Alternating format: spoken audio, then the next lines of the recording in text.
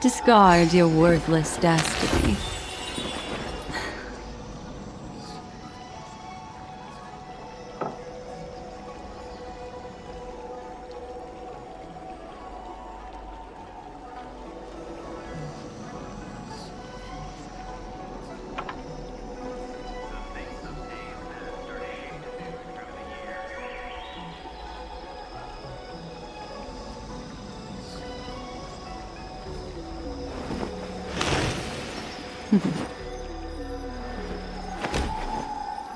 Discard your worthless destiny.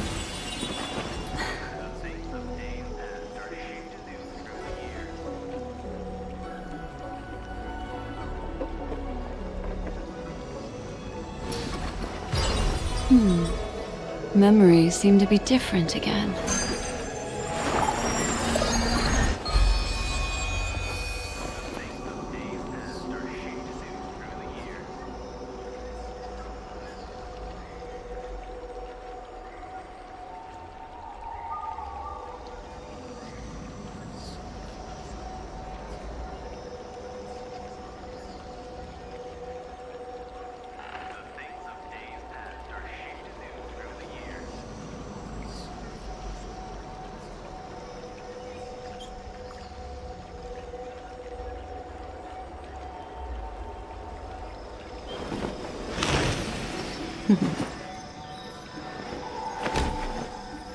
Discard your worthless destiny.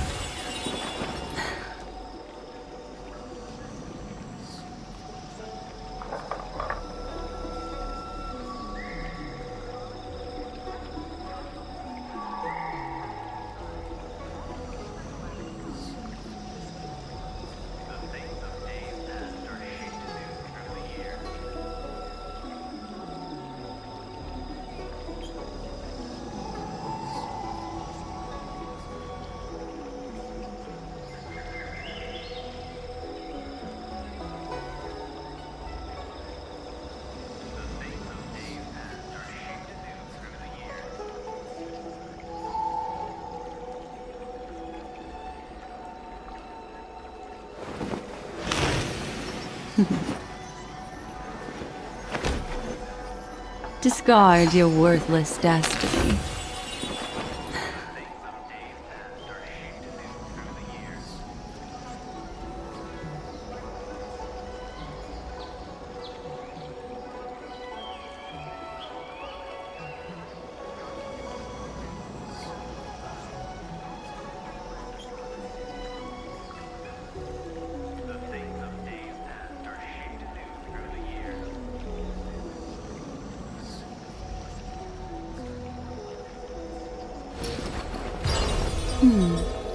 Memories seem to be different again.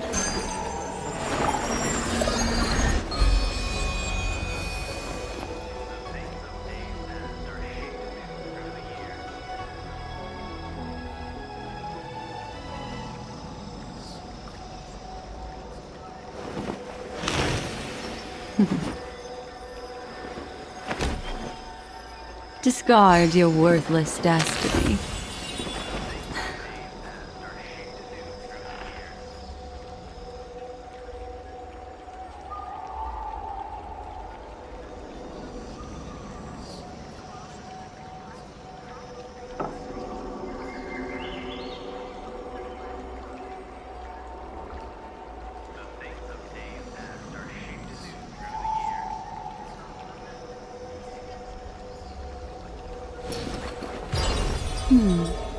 Memories seem to be different again.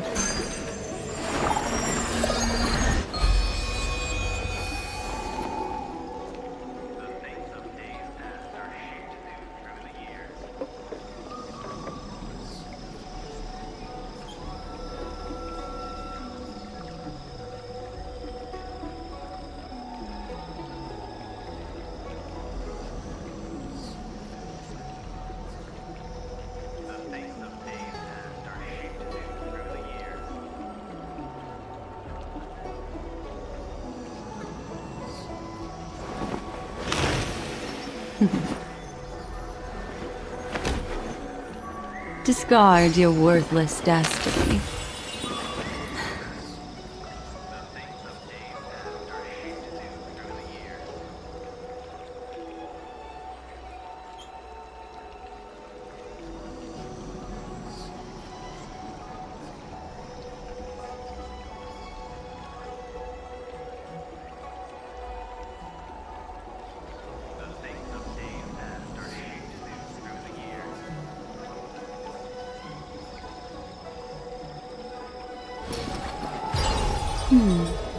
Memories seem to be different again.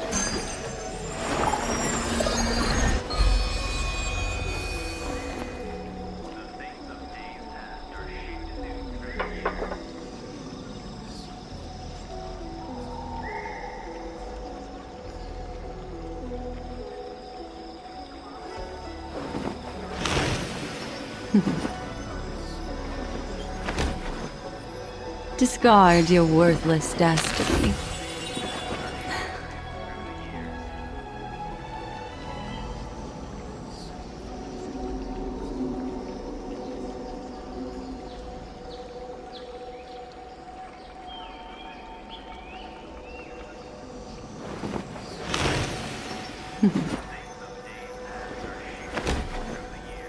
Discard your worthless destiny.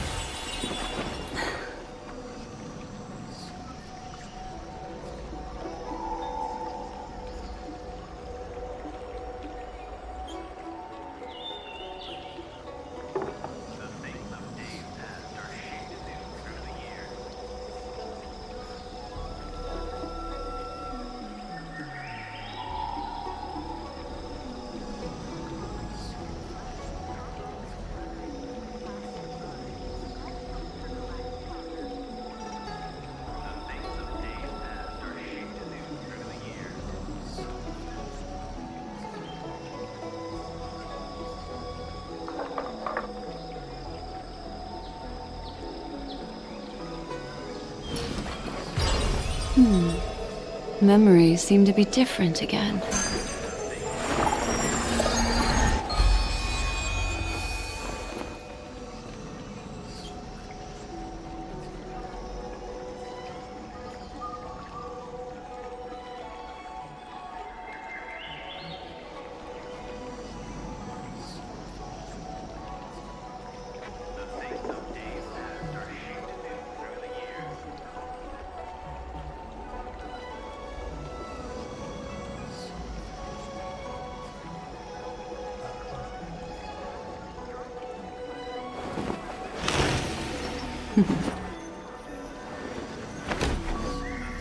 Discard your worthless destiny.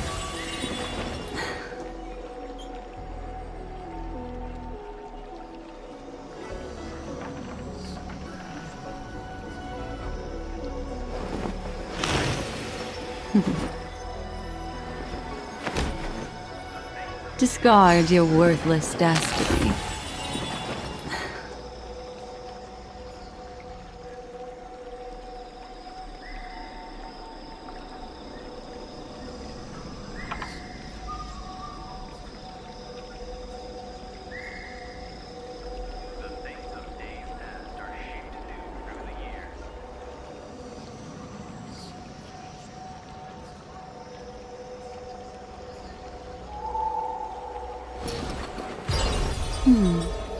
Memories seem to be different again.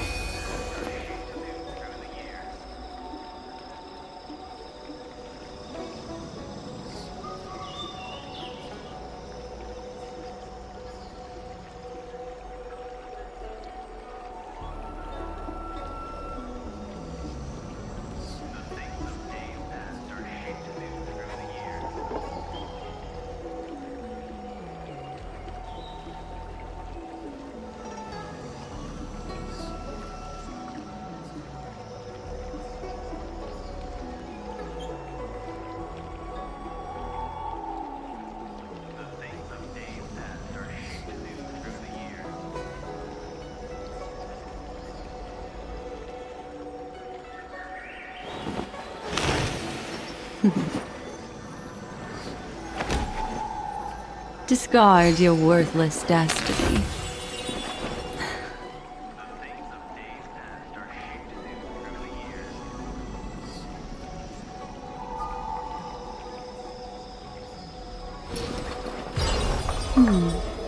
Memories seem to be different again.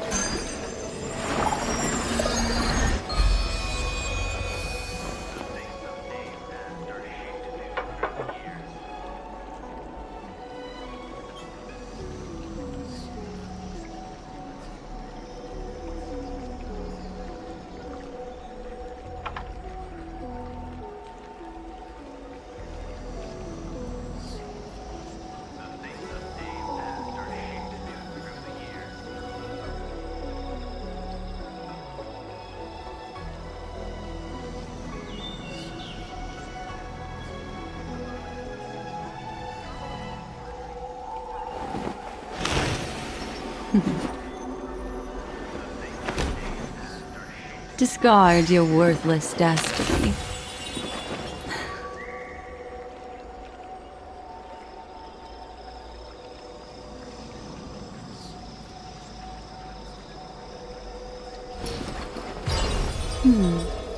Memories seem to be different again.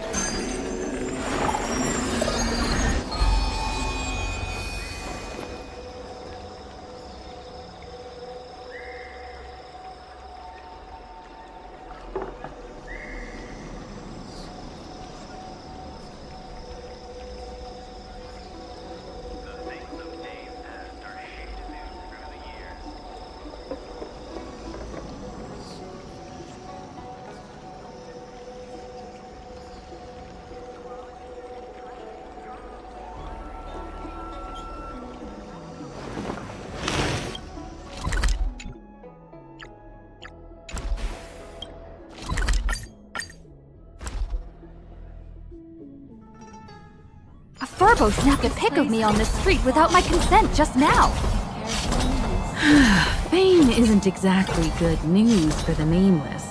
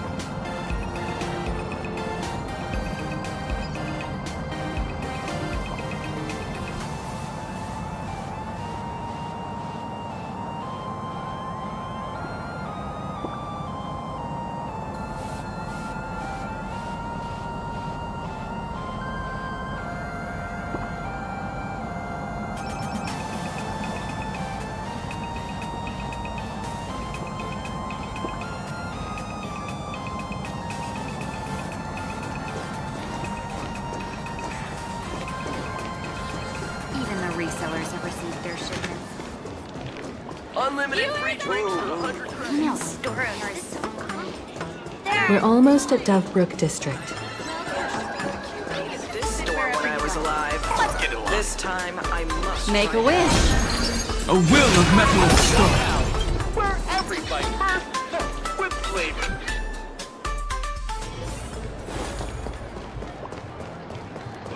Quite a bustling district. Is this really where Himiko lived back then?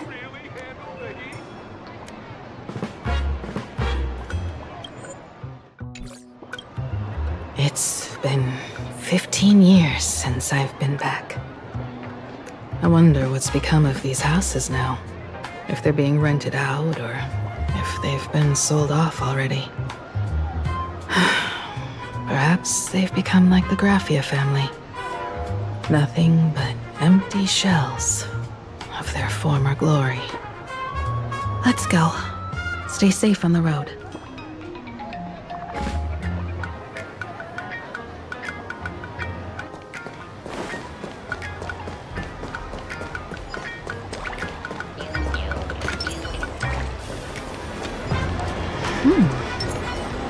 This place seems to have changed a lot. Holy for holy! Great Raccoon, you really came! Rest assured, I haven't forgotten a single thing about the compensation. This Furbo was actually waiting outside the magazine's office just to make amends? Furbo absurdo.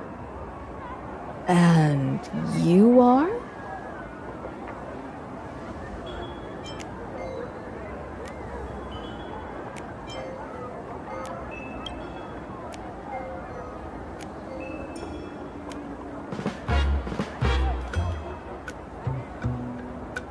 Would you mind coming into our magazine office to talk? Let's discuss compensation, shall we?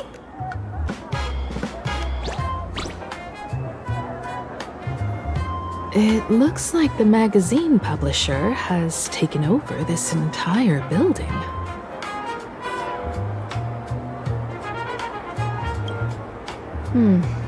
Strictly speaking, the entire street where this building stands belongs to my family's estate. It's said that, in their heyday, the Graffia family owned property all across Plain Arcadia. But by my generation, very little was left. When my journey reaches its end, will anyone in this world be able to inherit anything from me?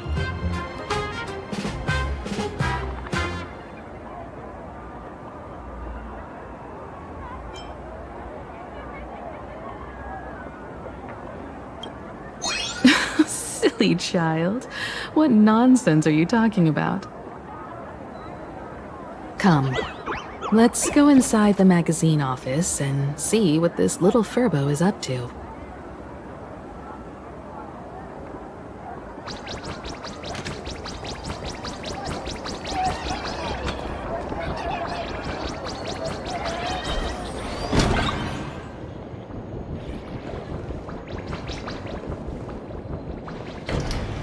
Hey there, Paraprince! I brought quite an impressive creditor to visit you. Beep beep, debt collector signal detected. I'm out of here. Don't run! It's the Great Raccoon from the Astral Express! Furbos and raccoons. We're all one big family. Beep boop. Family or not, you're all just here to collect debts, aren't you?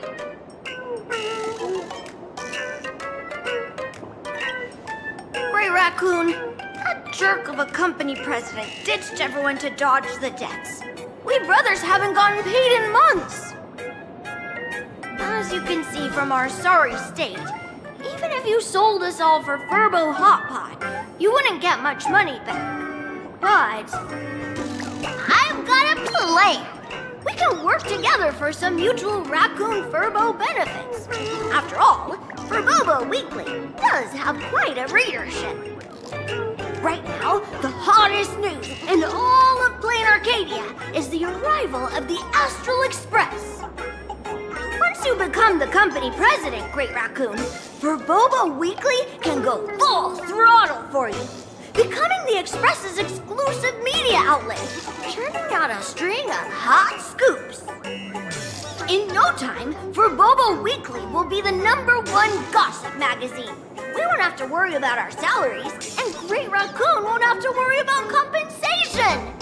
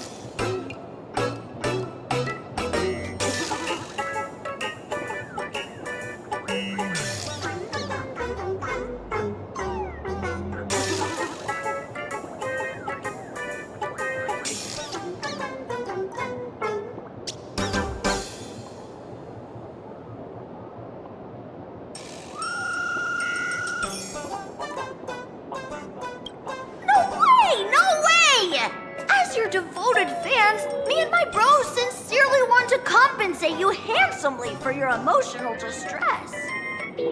A magazine publisher? Now that is interesting. What do you think?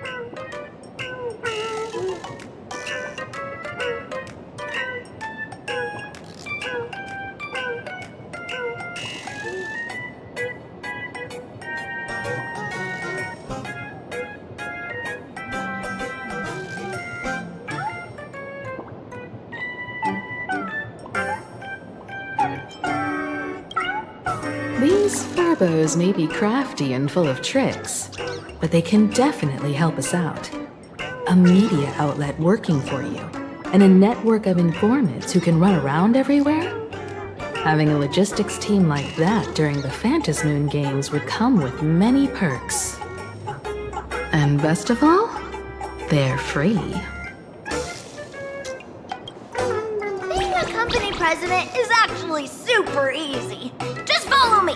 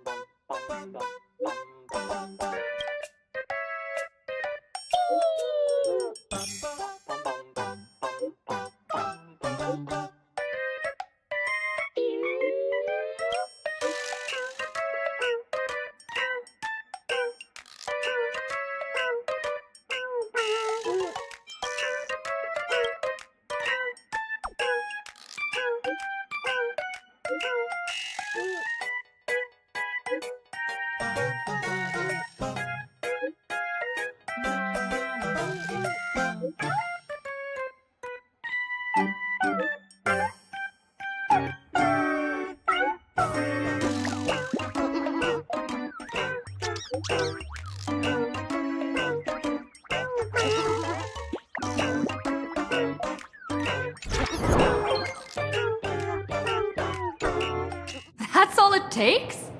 Okay, from now on, I'm your new company president. Woohoo! Great Raccoon is our new company president! Ha! Whatever mission you assign, we brothers will get it done for you. Anything else you'd like us to do?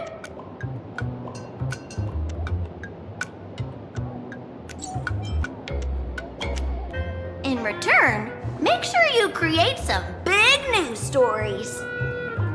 Oh, and that journalist Furbo who wrote that slander about you? HR will fire him.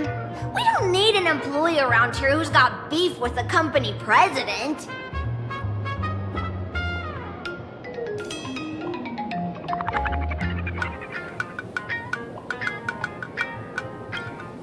I heard a supplicant has appeared at Graphia Academy. Should we have him take some pictures there for you? No problem. I'll arrange it right away. This Furbo will issue the order. Stay tuned for his first-hand report. Looks like you're already getting into the groove of being a company president.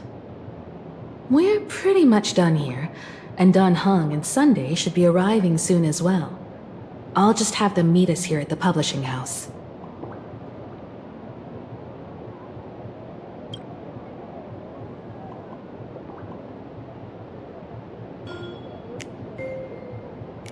Miss Himiko, we're here. Slower than expected, huh? Looks like you had quite a harvest. That's, difficult to say. Ah, Miss Himiko. And Benefactor is here too. It's been a while. I've missed you all dearly. Miss Tingyun, are you representing the Xianzhou on this diplomatic mission to Plain Arcadia? This is a matter of great importance. A humble girl like me doesn't have that kind of standing. I'm just tagging along with General Yao Guang of the Yuchui to help out with odd jobs. I happened to run into these two on the way. The seer strategist. What happened on this journey? Sorry, there was a bit of a hiccup. I accidentally put on a mask of elation. Now I'm a supplicant in the Phantasmoon Games. Well, that's quite unexpected. I know the Express has been seeking to join the Phantasmoon Games, and I've been quite curious about that. Sorry. Did I make things more complicated than they needed to be? No need to apologize, Sunday. You are a companion of the Trailblaze.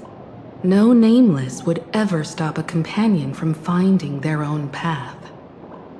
Many thanks. But wait, did you just say accidentally? It's a long story. I'm afraid we'll have to wait for General Yao Guang to explain it herself. She was with us just now, but somehow disappeared without a trace. Madame Yao is always like this. She probably disappeared suddenly to deal with something urgent. This seer strategist is just as elusive as the rumors say. Should we wait for her? No need. I wouldn't dare impose. The tides of fate shifted.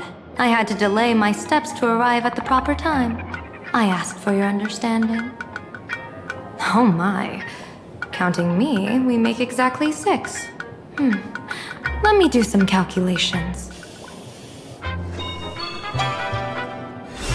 Your fortune in the coming days looks grim. You'd better watch out. Wheel. Makes sense. You got what you wanted today. The fates spell danger. This matter is most likely connected to that blade. The little fox's misfortune has overflowed into good luck. She's blessed with constant good fortune, a true harbinger of prosperity. That's weird. I can't see yours. So, you're that trailblazer Fushuen mentioned. Your reputation precedes you, seer strategist. I'm Himiko, navigator of the Astral Express. Whatever's on your mind, you can discuss it with me. My sincerest apologies. When a diviner encounters someone whose fate is unfathomable, we can't help but feel 3 parts excited, 3 parts flustered, 3 parts curious, and 1 part awestruck. What do you mean by unfathomable? My eye of Ishvara can scan the aura of fortune surrounding each of you, manifesting as weal or woe signs above your foreheads. I'd like to divine your fortunes as a welcome gift. However, this person really surprised me. I can't see anything from her at all. Are you really free to try any choice? To do anything you want? Does an Ishvara like you actually exist in this world?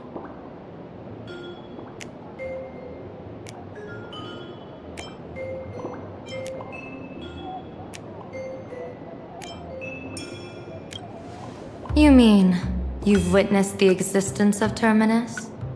But that doesn't mean your life has entered the finality, does it? What do you think this means, General? As an Ishvara, their mere presence in the playfield creates a variable in the game. It's both a blessing and a curse. As I said before, the weal and woe of us 6 align with the 6 lines of divination. If she represents woe, then the hexagram falls to water, where dangers lurk above and below, spelling doom. If she brings weal, then the hexagram shifts between wind and water, presenting a great opportunity to strike. Auspicious. So, the fate of our journey in plain Arcadia rests on her decision.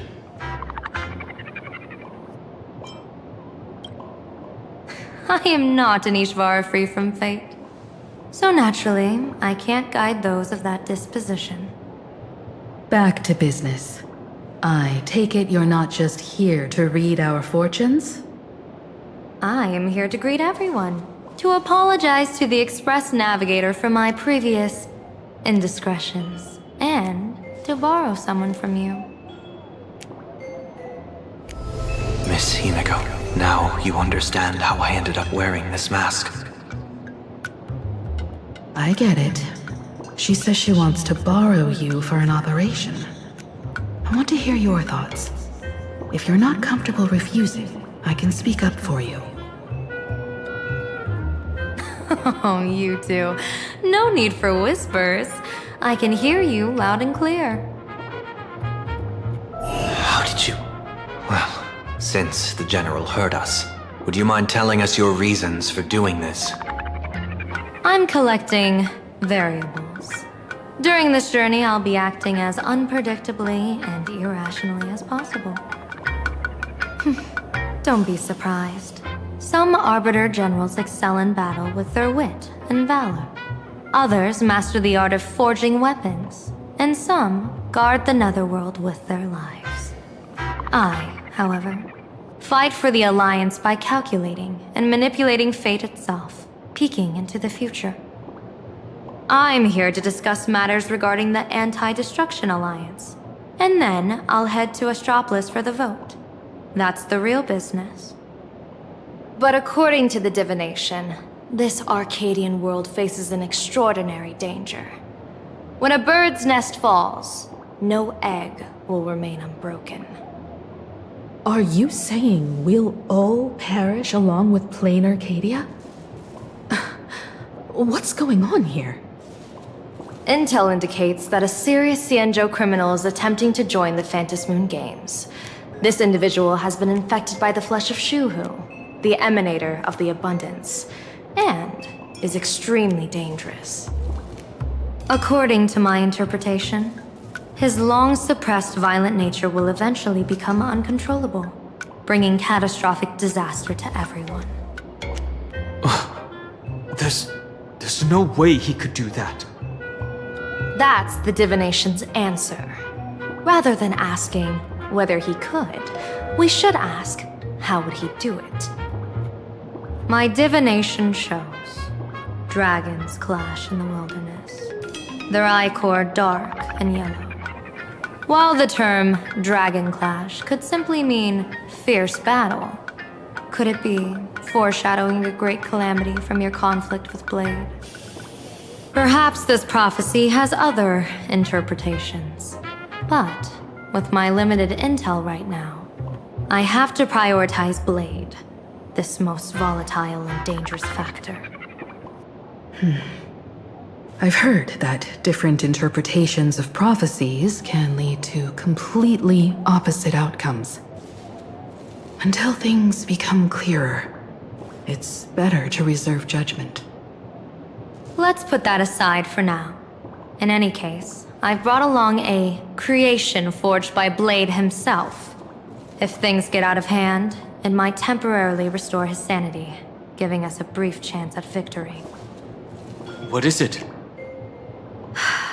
I'm sorry, but fate has shifted once again. I must take my leave. To put everyone on the Express at ease, I solemnly swear that Mr. Sunday won't be obligated to do anything for the Xianzhou. On the contrary, our delegation will give him every ounce of aid within our power. What did you say, General? Aid within our power? She's gone.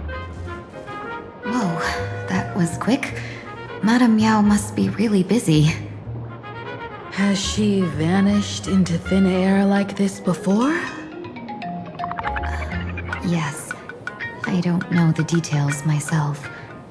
With Madame Yao, it often happens and no one knows when she'll return. She doesn't do it on purpose. Allow me to apologize on her behalf. No worries. At least we know what the Xianzhou is up to. Right now, 2 companions from the Express are still trapped somewhere. She and I must head to the tavern to uncover some clues.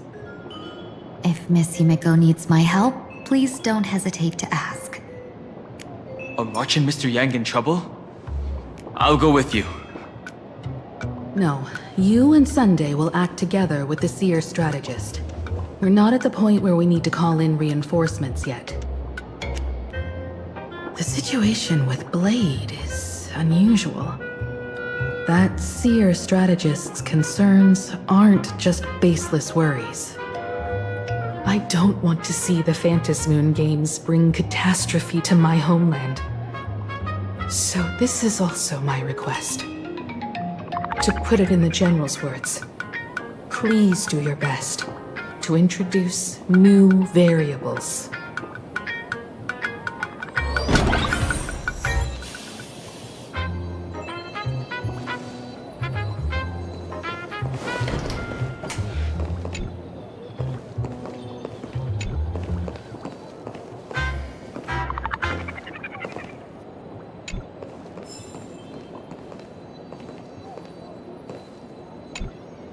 Greetings, Benefactor.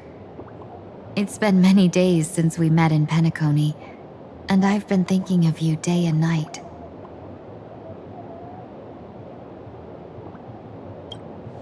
Though my skills are meager, Madame Yao praised my resolve to kill my enemies, saying that was just the variable she sought. That's why she assigned me to temporarily serve under her command for this expedition. And look at that, it's brought us back together again. What fortune. I wished I could travel with you longer back in Penacony, Benefactor. After all, I've yet to reclaim the opportunities Fantilia stole from me.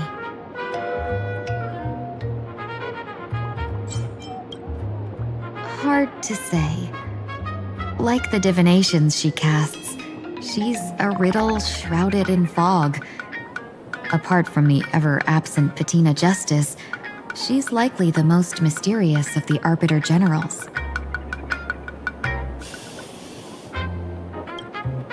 I'm sure there's no mortal danger. Please forgive my jest, Benefactor. Being around Madame Yao has gotten me into the habit of cracking jokes all the time. Her actions may seem inscrutable, but she always provides what you need ahead of time. That's why even those who grumble still carry out her orders with diligence. In truth, doesn't she seem more like a shrewd merchant than a diviner? But then, when have any Arbiter Generals ever been ordinary?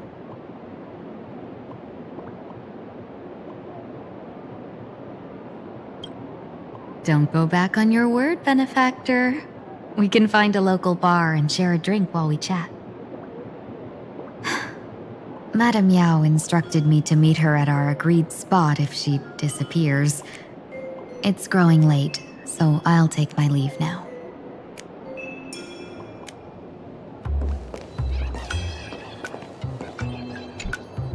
I understand Miss Himiko's intentions.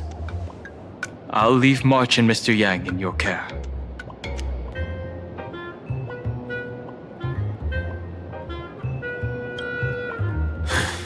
Blade's appearance means the Stellaron hunters are also on the move in this world.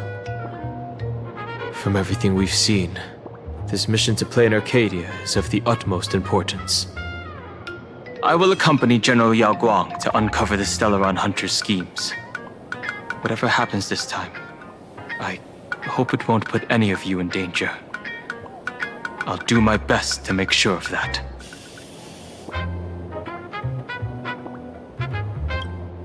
What? Those two are trapped in the school, forced to become a student and teacher?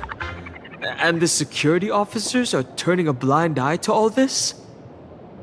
Though March and Mr. Yang don't seem in mortal danger for now, who knows what Sparksea is plotting. The longer we delay, the worse it could get. Better to rescue them as soon as possible. The Phantasmoon Games. What a bizarre ceremony. What does this type of elation really mean for the people of this place? Why would AHA promote such a game?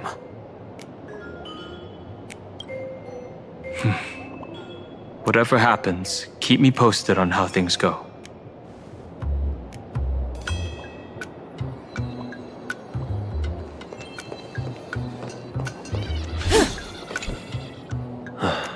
Mask of elation can reflect the shape of one's soul.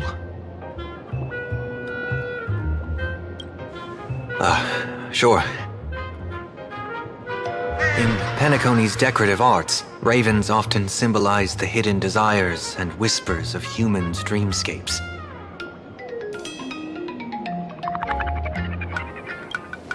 Don't worry, I once tried to ascend to godhood myself. I won't be dazzled by the honor of an audience with a deity. Taking part in this grand event is also about gaining a deeper understanding of this Arcadia. Just as one cannot miss the Charmony Festival when visiting Penacony.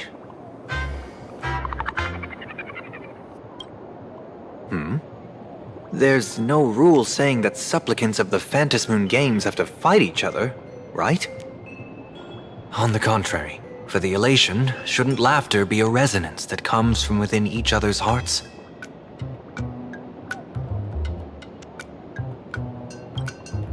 After putting it on, I seem to hear curious voices. The mask whispers to me, urging me to show my elation to the god, to create miracles that will make the people of the Arcadia laugh with joy.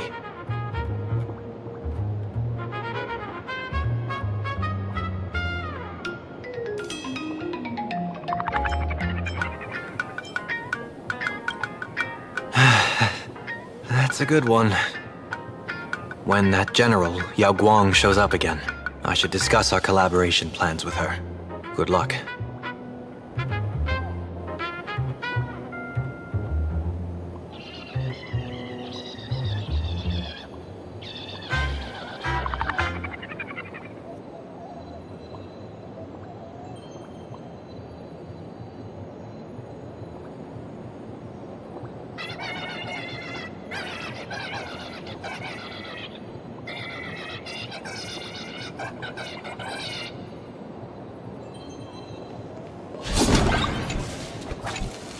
The IPC, Masked Fools, a Cienjo General, the Stellaron Hunters, and the Nameless.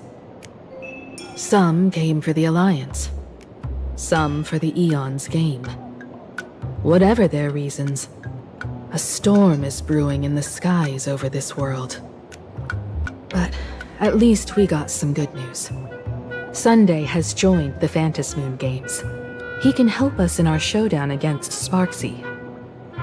Let's rendezvous with Sparkle at the tavern.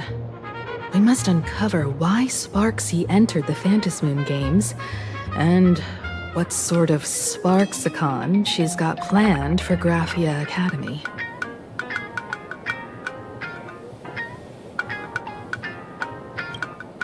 When I was little, I heard a few urban legends. They say the entrance to the tavern exists behind every single door in this land. But those who aren't invited, or haven't found their destined path, can never step inside. This time, we already have the Fool's invitation in hand. As for the key to open the door, there's a silly rhyme on the back of the business card. For revelry and drinks galore, no need to search from door to door. Heed the fool's riddle with care to find the key that leads you there.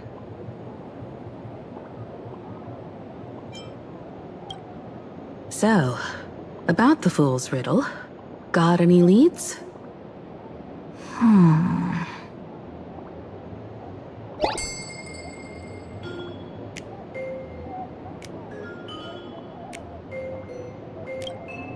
Whether they look up or down, the moon that humanity gazes upon in the sky is always the same phantasmoon. Looking up makes sense, but looking down? How exactly do you gaze at the sky?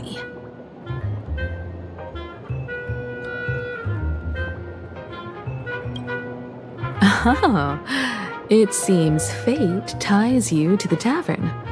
I get it now. The answer is Dovebrook.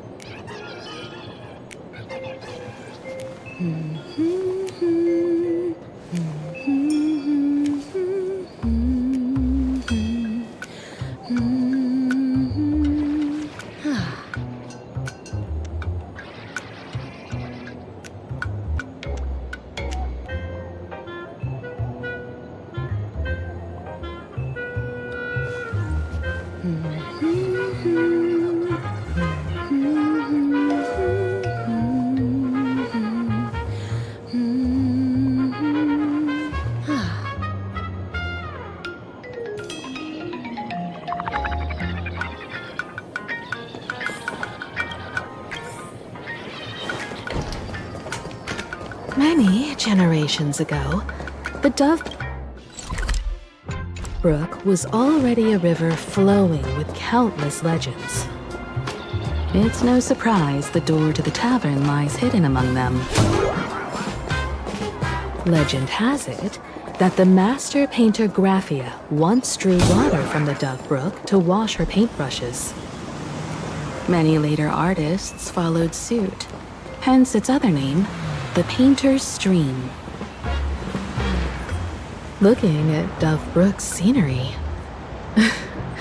memories from my student days just come flooding back.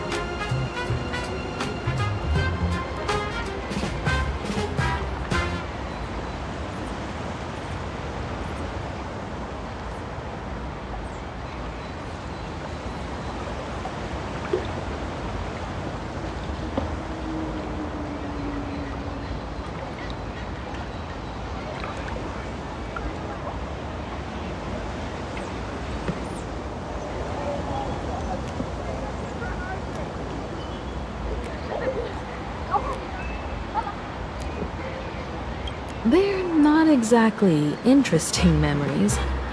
Back then, Dove Brook District was teeming with gangs.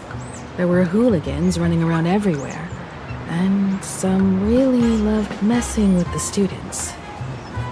I was taller than my peers, and happened to be training in martial arts. To stand up for my juniors, I would occasionally get into scraps with the thugs on the streets. The people who fell into the Dove Brook River would cover the surface like bean sprouts in noodle soup. It all feels like it was just yesterday.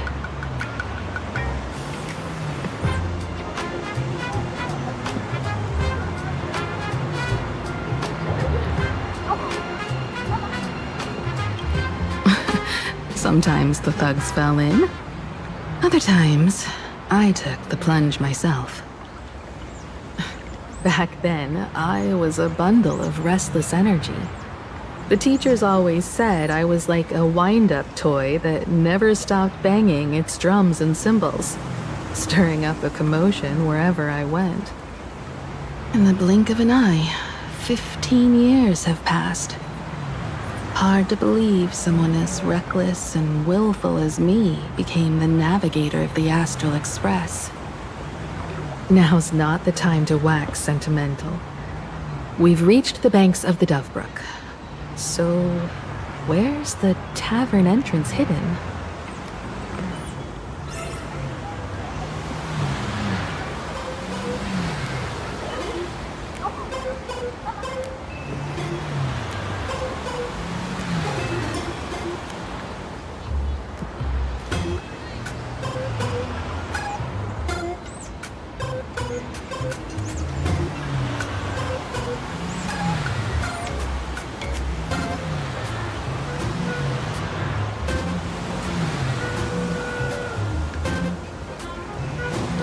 Eyes on the streets.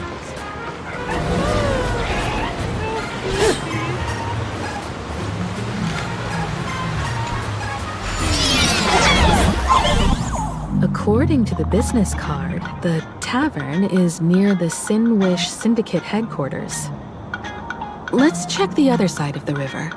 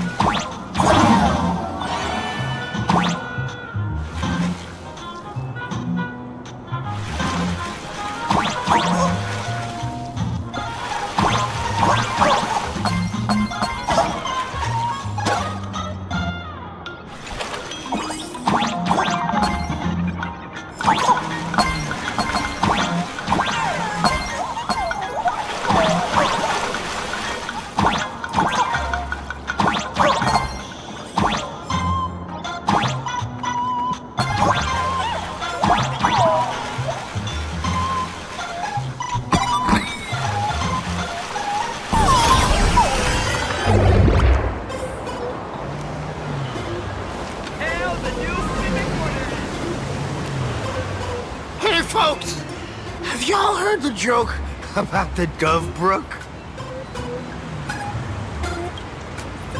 One day, a criminal escaped from prison. He ran for his life, but just when freedom seemed within reach, the Dovebrook blocked his path. With his pursuers closing in, the man prayed to the river. I am hammered by the law, stained with filth. Oh, pure flowing waters, please do not swallow me. A voice from the Dovebrook replied, there's a pedestal of light upon the water. Step on it and you can cross. The criminal wept. What pedestal of light? It's only the moon mirrored on the water, an image that shatters at a touch. If I step on it, I'll fall in and drown. You can guess how the Dovebrook answered him. The Dovebrook said, you're not hammered at all. Otherwise, how could you still tell the moon from a pedestal?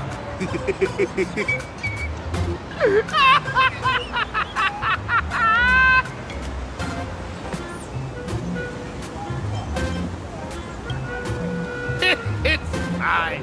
You don't have to buy me a drink as long as I can make you laugh.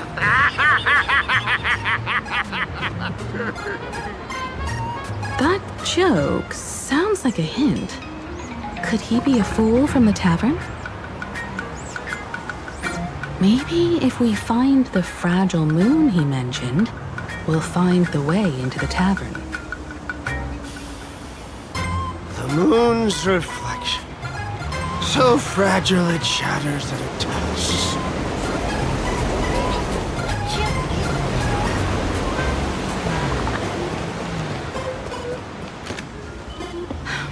Sparkle's riddle says this.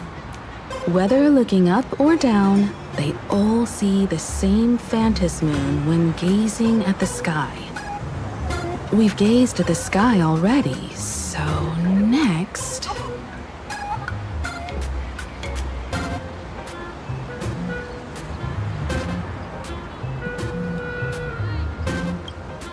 From this angle, the moon's reflection is right here.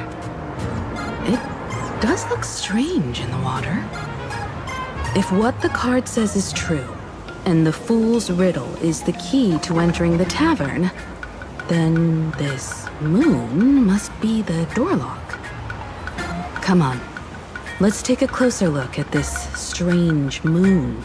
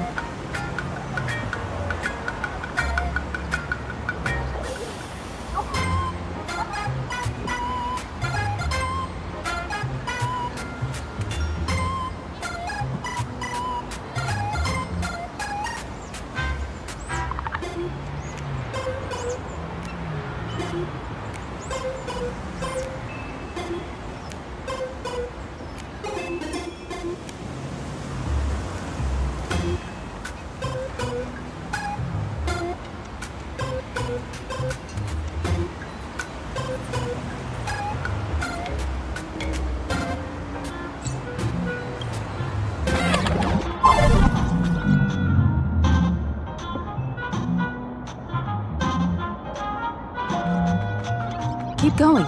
Chase that moon's reflection.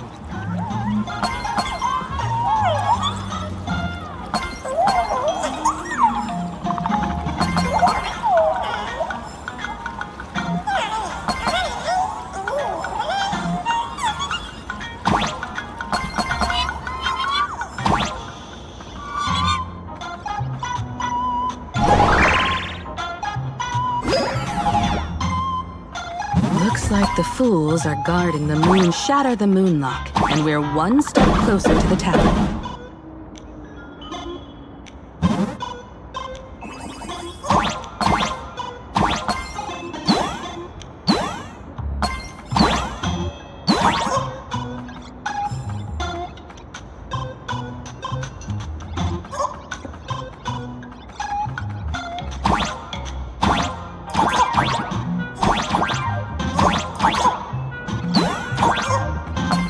Let's try again.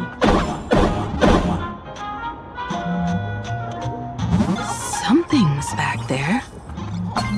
that a key?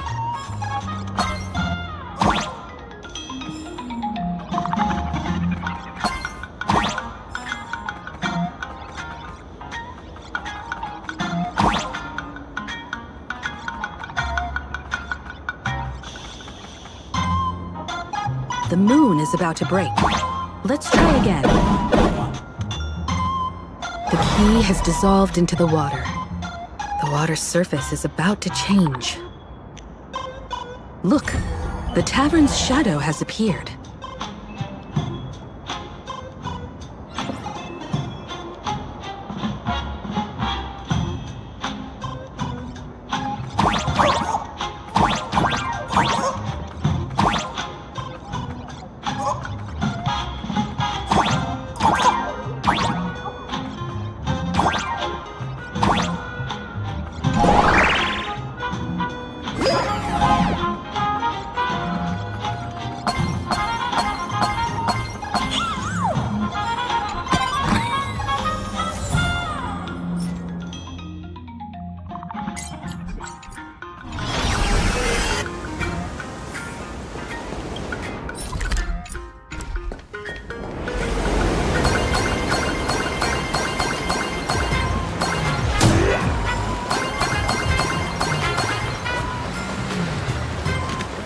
On the streets recently.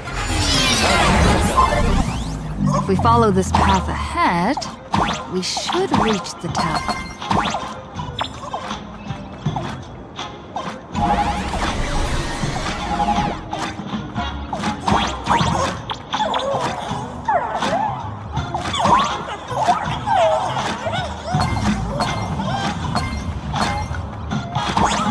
Watch out! I almost forgot. You're a full-fledged trailblazer now.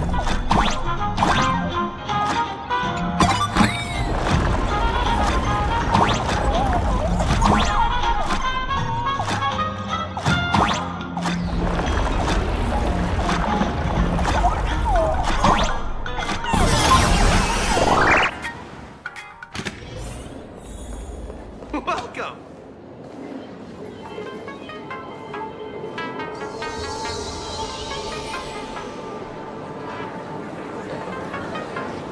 So this is the World's End Tavern. No. Allow me to correct you. If you think this is all there is to the tavern, you're sorely mistaken. Like a single grape on a great bunch, this is just the part where the tavern connects to this world. Sorry, but this looks like a regular lounge. The so-called plain Arcadia isn't really an Arcadia either, but who's complaining? Life goes on, doesn't it? If you're looking for something that's true to its name, take a ride on the Astral Express.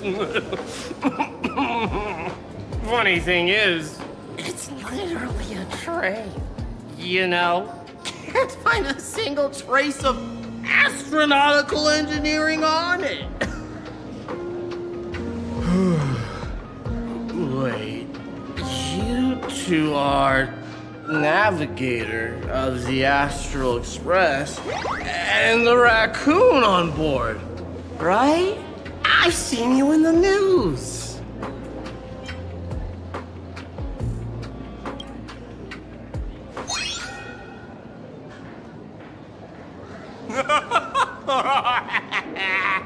Friends, a big shot is here. A real knee slapper incoming. Really? From the Express? You're not so freaking way enthusiast, are you? Express folks come to the tavern too? Do they even have the sense of humor? Can I get your autograph? Sorry, the sole of my foot. I'll never wash it again. Everyone, curb your curiosity.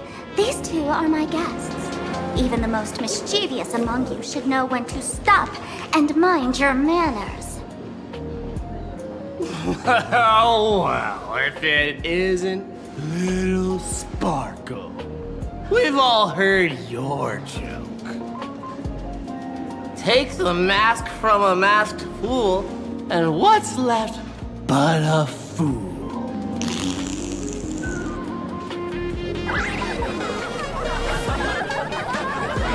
Oh my! Wouldn't a masked fool be better off without the fool? An empty mask sounds even better, no?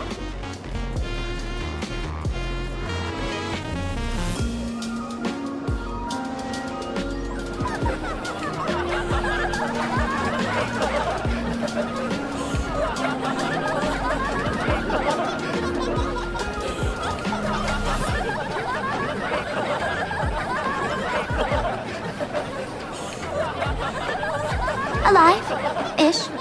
It depends on how you define alive. Most fools won't even admit they're alive. So he isn't exactly dead either.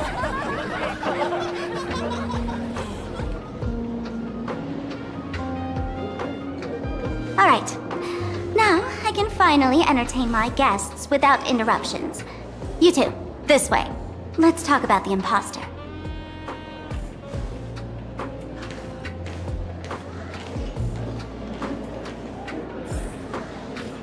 Please laugh to your heart's content. Alright, you two. First round's on me. What'll it be?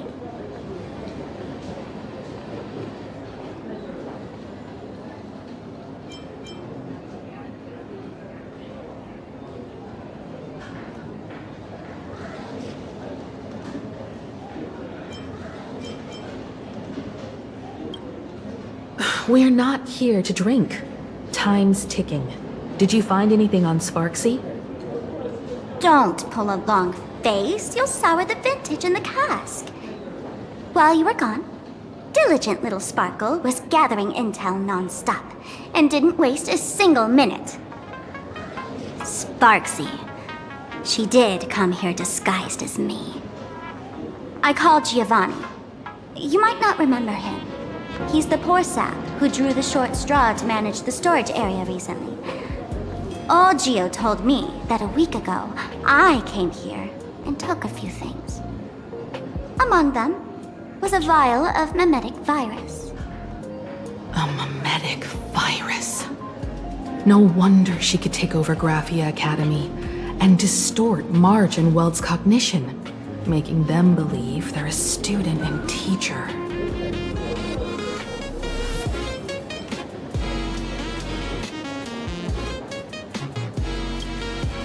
Close enough. The so-called Sparksicon is a front for spreading a mimetic virus.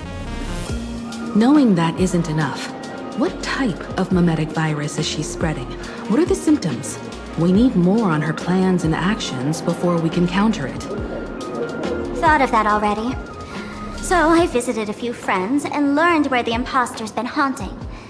To dig up details, we'll have to get hands-on. Lead the way, then. Let's move. Stay close.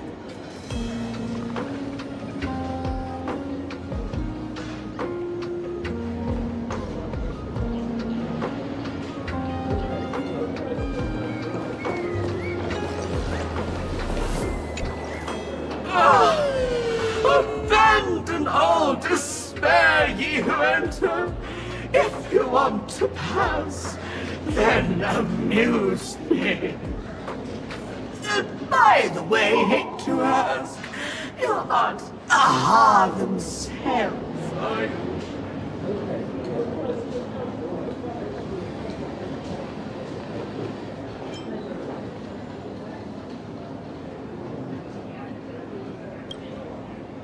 No, you're not a heart. You've got that smooth talker air, but you're not. If you were a heart, a wave of your hand would cure my melancholy. You can't do that, can you? Isn't this the Tavern of the Elation? Don't you welcome the laughter, gracing you with their presence? You're wrong. It's not that they're unwelcome. See that? The fools put up a sign over there. Aha! And mourning actors stay clear from the door. Stay clear! Ridiculous as it sounds, it's true. After 666 invitations to Aha went unanswered, the younger fools voted to expel the laughter from the Pact of Elation. Oh, I get it. It's like students expelling a teacher from a classroom. The action is meaningless. The message is loud and clear, though. All right, Mr. Doorway. I assure you that none of us three is Aha, and none is a mourning actor. Oh, it's Sparkle. Is it really Sparkle? It's not someone else pretending to be Sparkle. I can't tell, and I don't care. Listen up, gray-haired lass. If you want me to open, pay the toll with saying a joke. I've been waiting for the one joke that can cure my melancholy. Now, amuse me.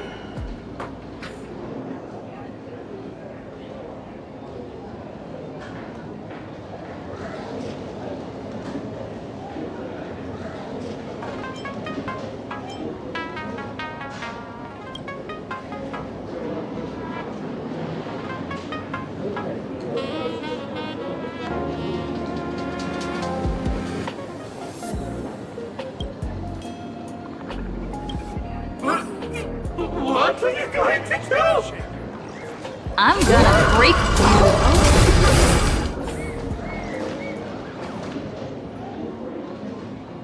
Didn't expect you to have the pull to get me into the tavern.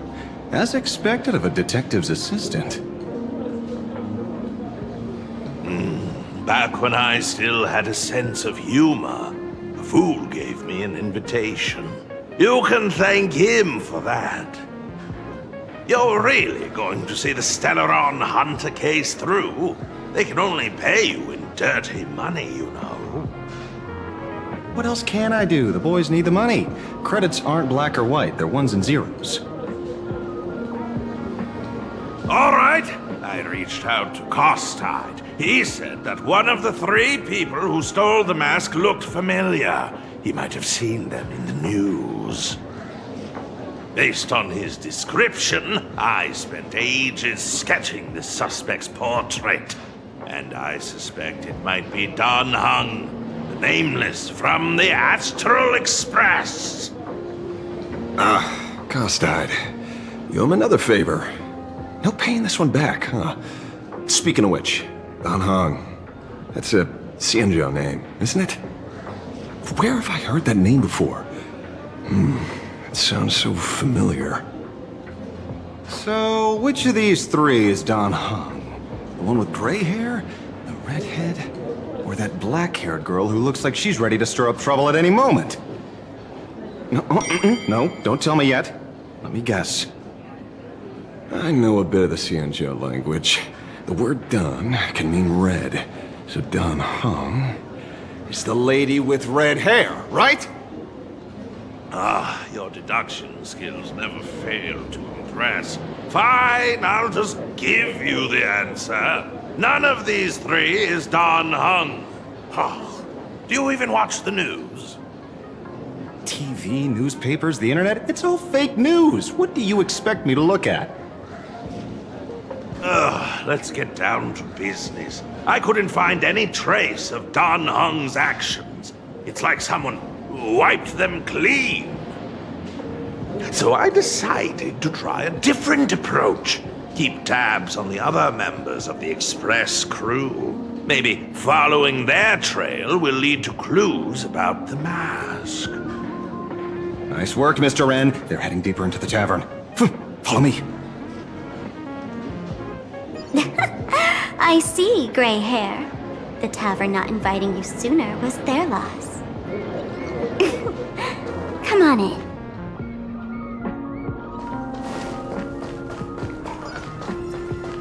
Is the drink in these barrels really brewed from jokes?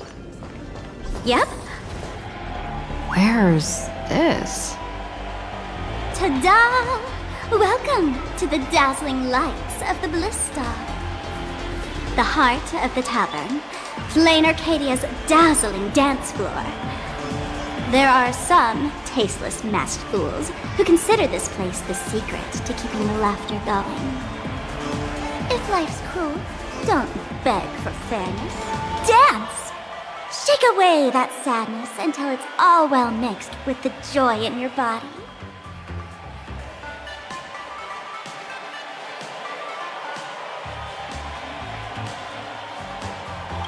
That huge light orb up there. For a tavern, it's as essential as the faintest moon in the sky. If we get the chance, I can take you inside for a real eye-opener. Speaking of which, 2 months ago, some idiot, after downing hundreds of drinks, had the bright idea to knock it down with a super overlord spinning top. So, we had to reinforce the Bliss Star with a steel frame around it and seal it inside the world in canvas.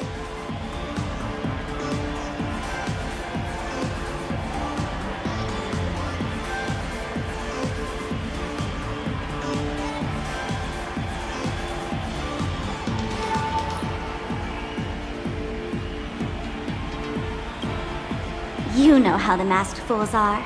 Spiking drinks with hot sauce and tossing firecrackers down the toilet. Being a drinksmith is a tough gig. No one volunteers.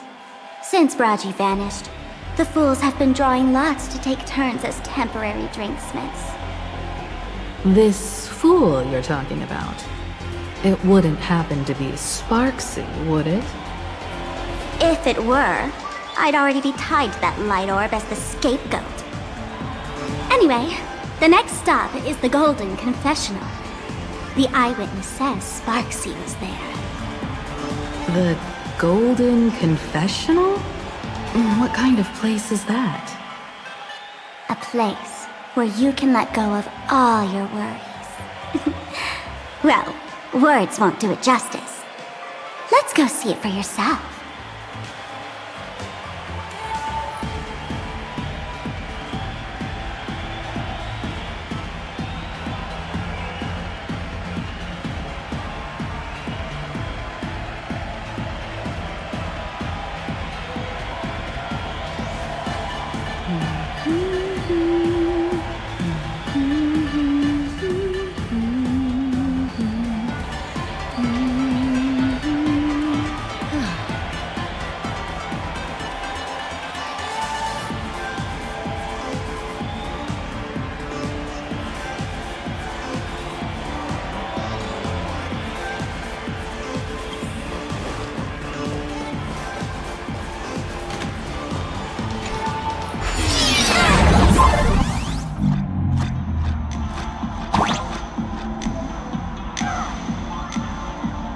Let me show you how to open a path. Play according to the sheet music, and the path will naturally open up.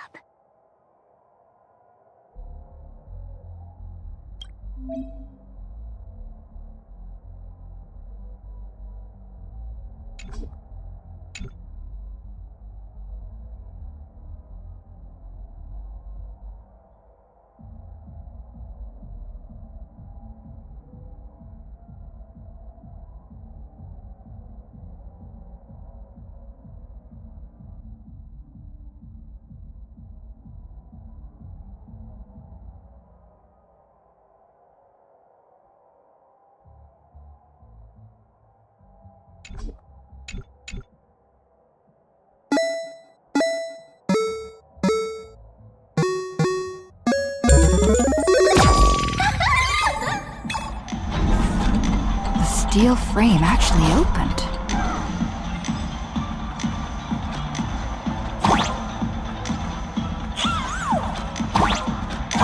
The wisp hay here actually changed color with the lights. at the tavern. Fun, right?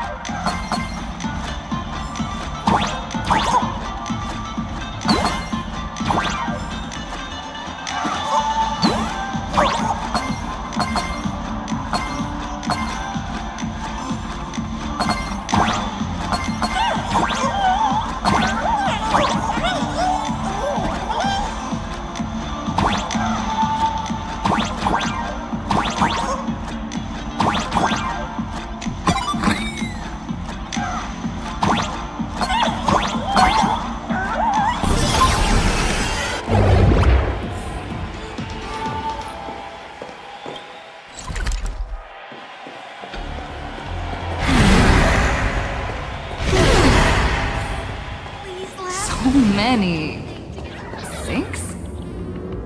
Why bring us here?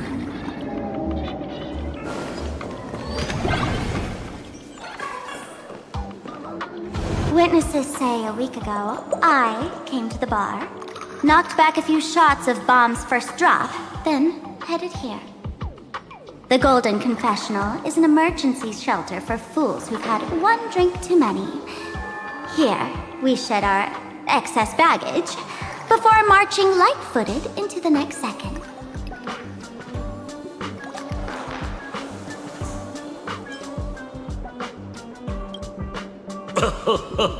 Oh, well, well, looks like old Sampo's become the king without a crown.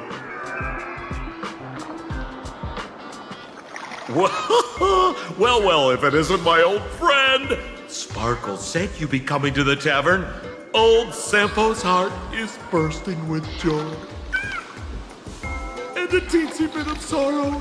How did Sparkle beat me to inviting my number one bestie to the tavern for a drink? You knew? And what made you link me to this place? Oh, that's kinda harsh, sis. Hello, Miss Himiko. Long time no see. Mr. Sampo, hello. What business brings you here this time?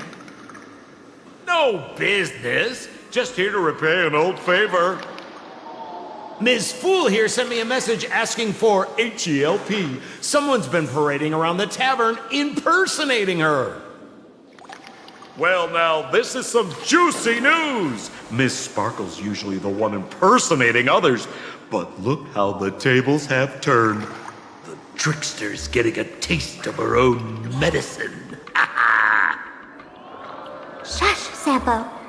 I brought you here to repay a favor, not to gossip about me. Oh, I've suffered the embarrassment of losing my mask myself. Thanks to Miss Sparkle's mercy, I didn't end up stranded, so here I am today, ready to help you out. No questions asked. All right then, let's get to work. Get to work?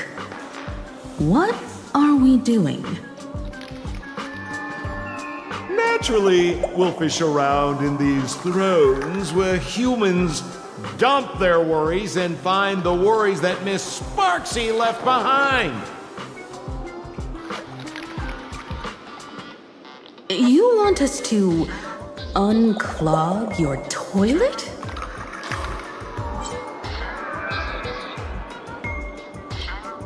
I'm not joking. Don't be too shocked, you two. Let me share a little secret about how we masked fools stay mentally healthy. Drink a mood lifter like Bomb's first drop, and all the harmful memoria in your body, you know, the pain, the worries, gets purged in one go. That's how fools pull pranks and have a blast without a shred of guilt. So, all that memoria has settled under this bathroom. And you want to sift through it to find Sparksy's worries and catch her thoughts before she acts? If luck's on our side, maybe we'll even dig up the secret to beating her. What's wrong, man? You don't look so hot. I've got no objection to the task, but doing this barehanded? I refuse. Oh, don't worry. When has old Sempo ever come unprepared? Trust me, I won't let you get off that easy. Emotional impact drill. Oh, sorry. Wrong gadget. Oh, this one. Hey, have you heard of a dowsing rod? Well, forget it. I'll spare you the theory. Oh, I tuned the drill bit to resonate with Sparkle's temperament. It'll drill out Memoria fountains with similar emotions. But fair warning, use it carefully. It's been a week since Sparksy was here. Keep your guard up in case something else comes bursting out. Well, if you ask me, leave it to luck. We don't have time for luck. My radar says that pompous imposter would pick the highest spot to vent. Exactly. The Golden Throne.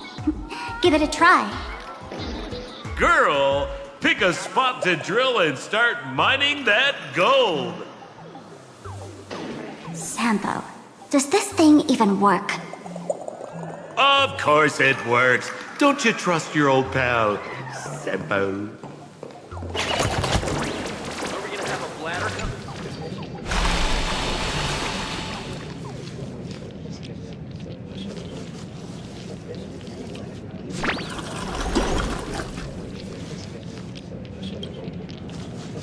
Watch out, sis! Must be some weird thing a fool dumped into the sewers, huh? Ugh.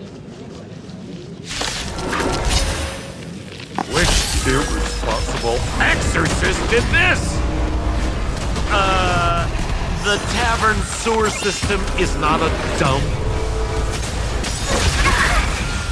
Time to say bye. Boom. The human body is beautiful in its fragility.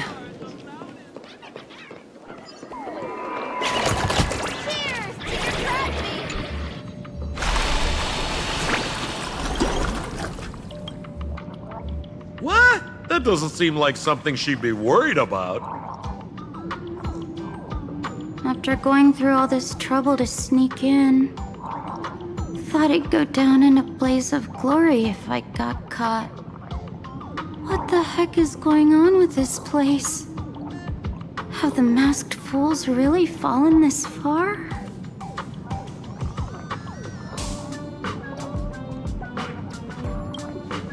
Me?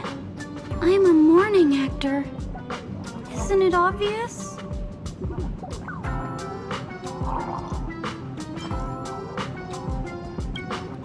Can't you tell? I'm very sad right now. Let me tell you about my tragic mission. After the tavern issued a ban on morning actors, I painstakingly snuck in here to reveal to them the truth that destiny is eternally sorrowful. I failed. I smashed every obstacle during the infiltration, only for the outcome to smash me. Yesterday, I went on stage at the bar and revealed my true identity to everyone and told them a tragic tale, bracing myself for their harshest punishment and farthest exile. But these fools kept whistling from below, and some bought me several rounds. Someone even came up on stage to hug me, praising me as the unprecedented masked fool. This is utterly humiliating. Today's bad taste.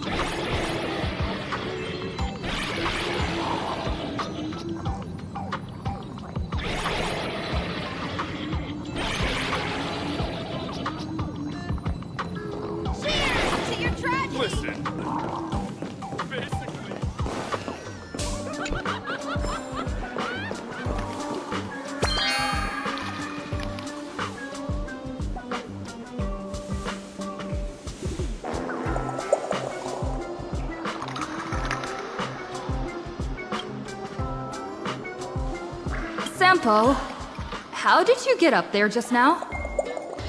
Oh, right! Silly me. Through that pipe on the side.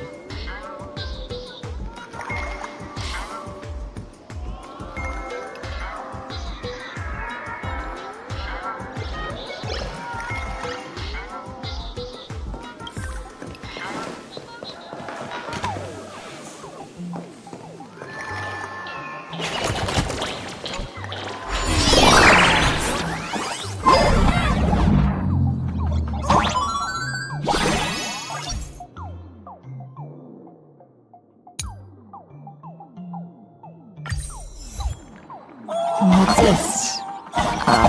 Plunger.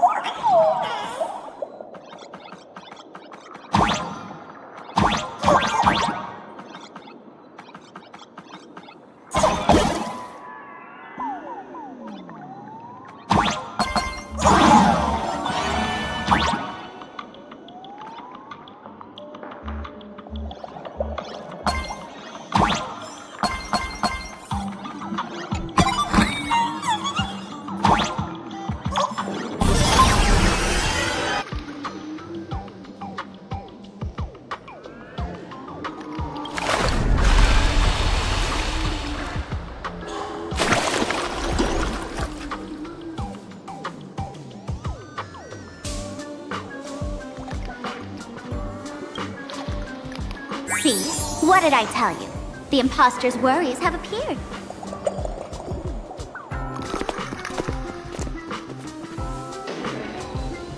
What a rare sight! Sparksicle used to always connect with everyone online. But now, for the first time, she's meeting her fans through the sewer network. Sorry, but we're your haters. Come clean now! What are you planning to do with that mimetic virus you stole? Use Sparksicon as a front to turn everyone into mindless zombies or dancing monkeys? How could I ever harm my dearest, most beloved fans?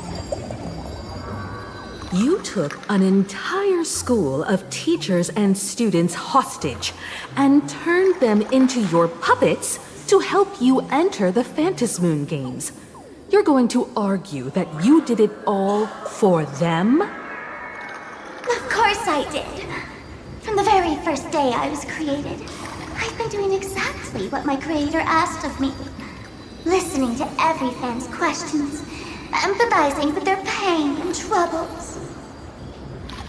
They feel insecure about being ordinary, cry when ignored by those they like, and strive to stand out because they desperately want others' approval. Sparksy hears every wish, and she answers. During these Phantasmoon games, I'll grant their wishes through the ceremony of the Master of Elation.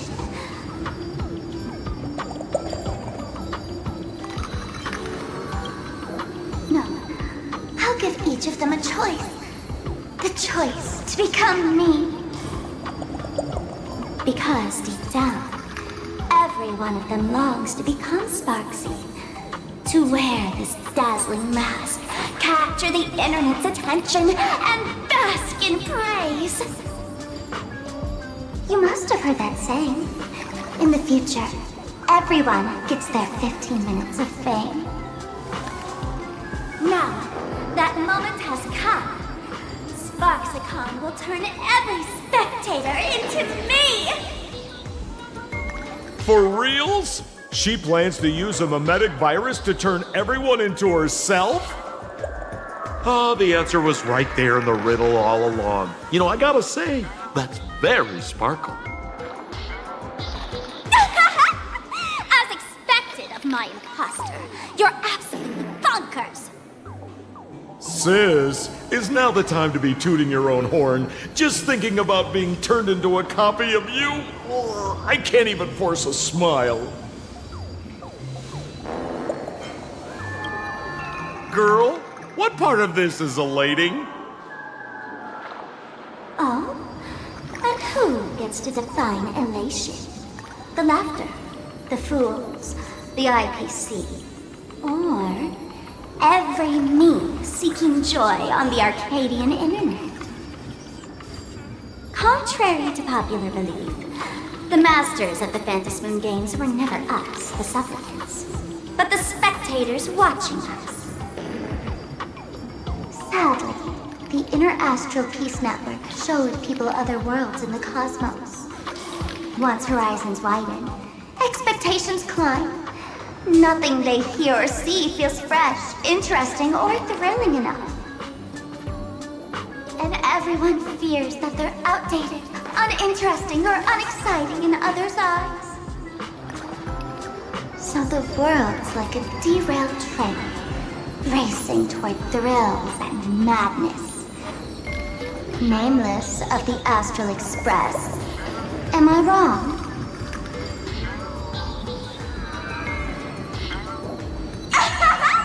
Bingo! You got it. I'm a part of her. Wherever there's a screen, wherever my audience is, my eyes and ears will be there too. I want to see how far you in this outdated model can go. The harder you struggle, the more spectacular it'll be when I live stream the Astral Express cruise derailment at Sparksicon! I'm looking forward to your resistance, Nameless. Oh, heads up, everyone! She's getting serious.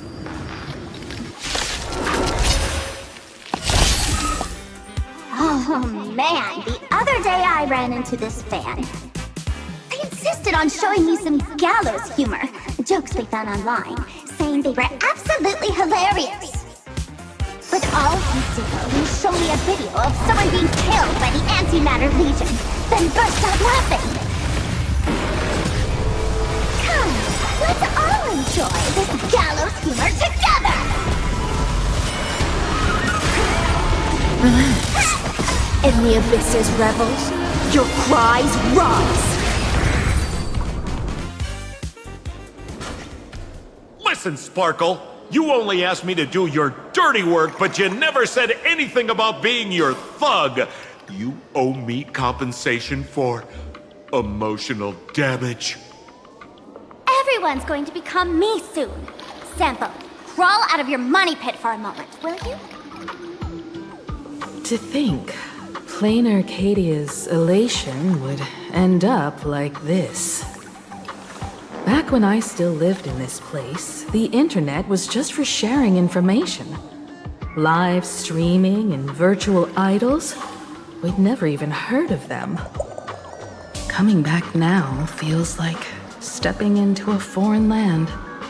Like returning home, only to find home isn't where it used to be.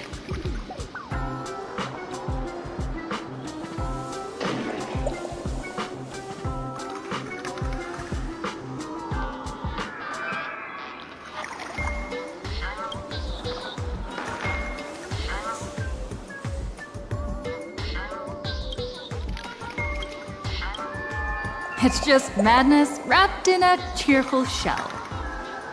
She's convinced that we'll be powerless to stop her plan, even if we know what it is. But I'm not ready to roll over just yet. I know. Even I don't want to turn into that phony's lookalike. Though, we're not that different. Since the fools stashed dangerous things like mimetic viruses in the tavern, I assume they must have also prepared some countermeasures? Ma'am, you give us fools too much credit. This is the tavern, not the well-ordered Herta space station. But I do know a place. With some luck, we might find a mimetic virus cleanup expert. All right, all right. Now that you folks have a lead and no shortage of fighting spirit, old Sempo's calling it a day.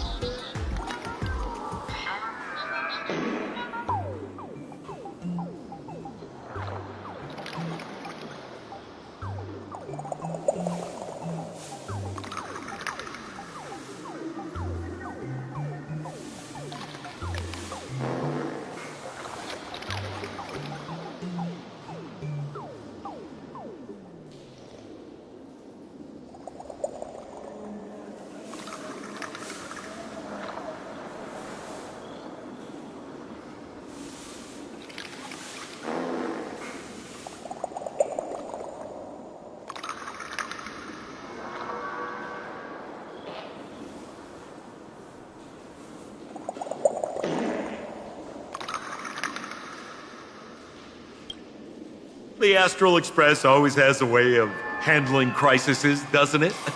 With big shots here, a sidekick like me doesn't need to steal the spotlight.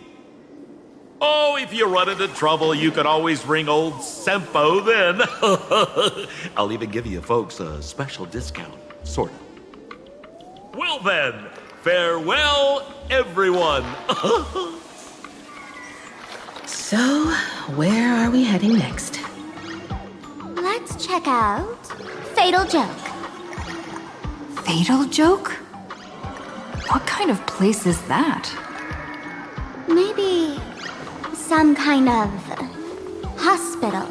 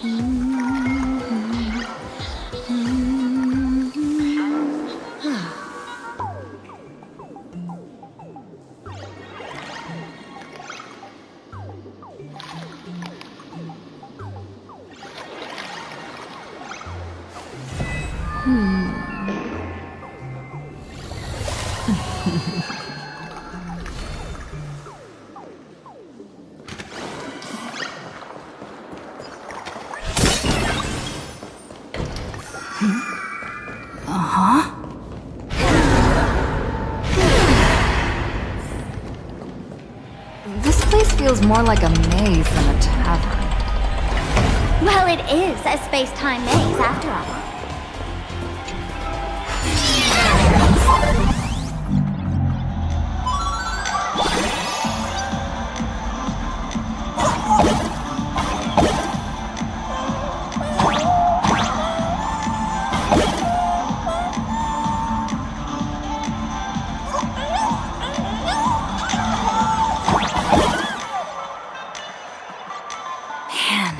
I really wish we had one of these light orbs on the Express.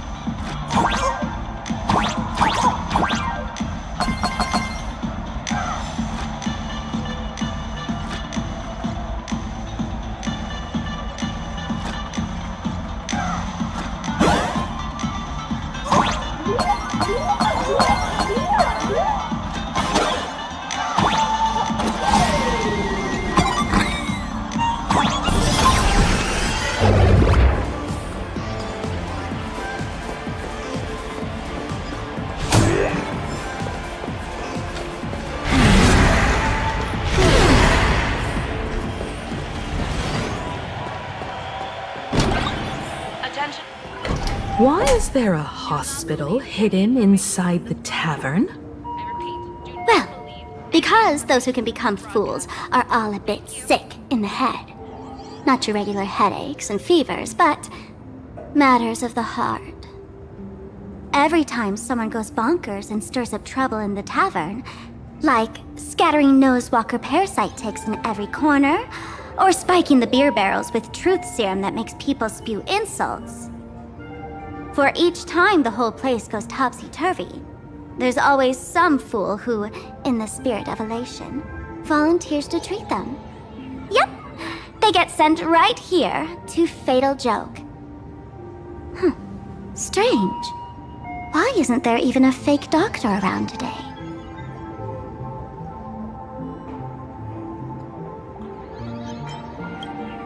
Even if some fool claims to have a legit medical license, you wouldn't dare trust them, would you? Attention patients. Please refrain from eating beef hot pot in the hallway. If you wish to dine, please invite the hospital director to join you. Thank you. Would Dr. Hartman from Plastic Surgery please report to the director's office immediately? This hospital doesn't even have a plastic surgery department. Who on earth are you? Dr. Zhongshan from Mental Health Care, please report to Exam Room 1. We're one player short for cards. Thank you. Is this a theater or a hospital? Alert. Patient detected ahead. Patient detected ahead.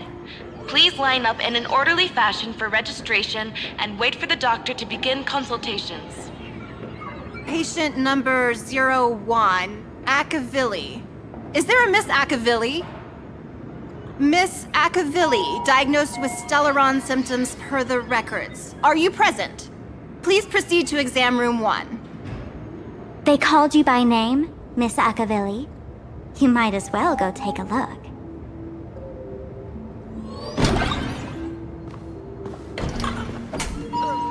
I'm extra sick, and I'll spread it to everyone I see!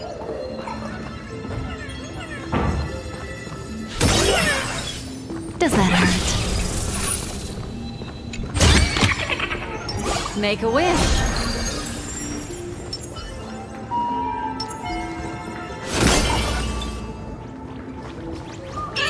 So funny if you were not funny. Would Dr. Hartman from Plastic Surgery please report to the director's office immediately? You're finally back, Akivilli. I've reviewed your clinical records. Your Stellaron symptoms are stable. Continued observation will suffice.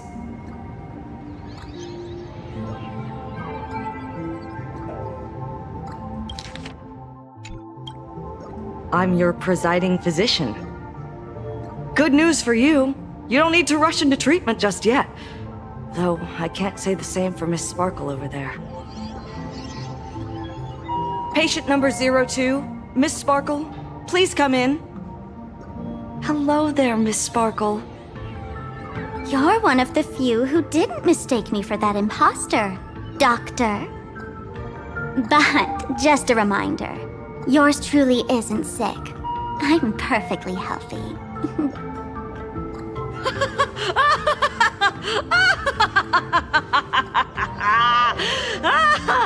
Oh, everyone who comes here says they're perfectly healthy. I've seen so many patients, and you're among the most severe. I could already make an initial diagnosis at first glance. Your ailment is loss of self. If someone can transform into 10,000 characters, would she still remember her original self? Good question. But if someone could become 10,000 characters, does the original even matter anymore? By the way, Doc, Are you familiar with any treatment protocols for mimetic viruses? Mimetic viruses. I've heard about it. The city sent over a few cases. The patients had one thing in common. They were all heavy internet users. The medical records are in the room. You can take a look if you want.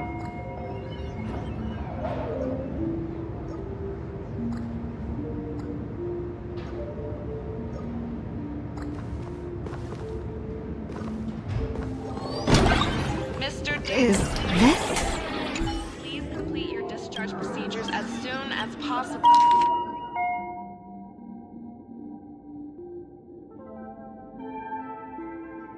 No way.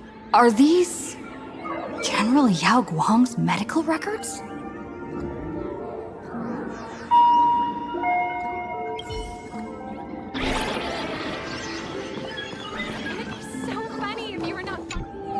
The medical records are on the bookshelf. First file on the left.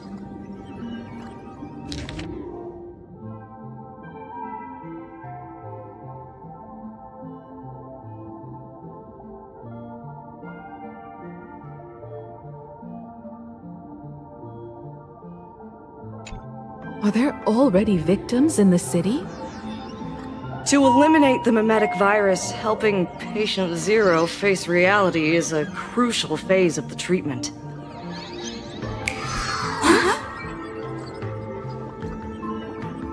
What's happening? You've never been to Fatal Joke before? That's not surprising. I don't spend much time at the tavern. And to reiterate, I'm perfectly healthy. I love patients who deny their illness. I'll personally shatter their self-confidence. Miss Sparkle, I'm going to write up a detailed diagnosis report for you. In the meantime, why don't you chat with your fellow patients who share your affliction? Gray hair, let's go. I don't want to waste any more time with this quack. Miss Sparkle. Hey there. Are you also troubled by the same illness as me? What illness do you have? I once suffered from a disease called Fool. A masked fool named Sparkle grew out of me, slowly becoming one with me.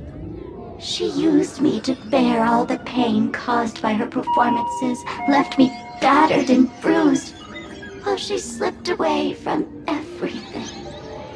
But I was lucky enough to find this tumor called Sparkle. And I expelled this malignant growth from my body. You're just a tool I discarded.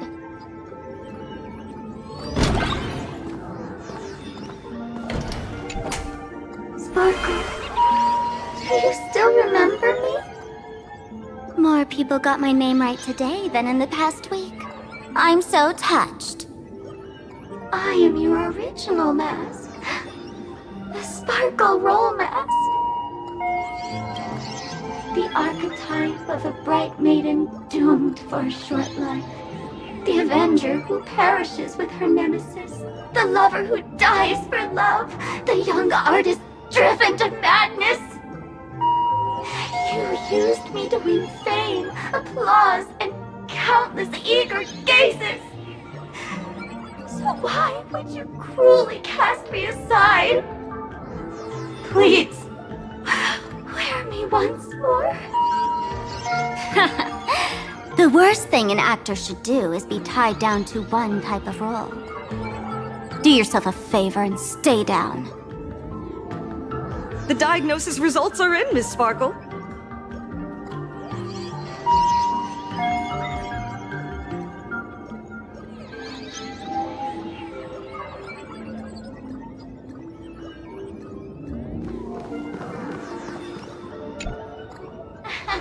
Sparkle, you're back!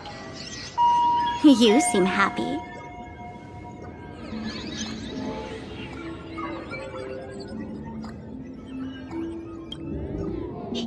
Yeah, I'm keeping my spirits high, just like she asked.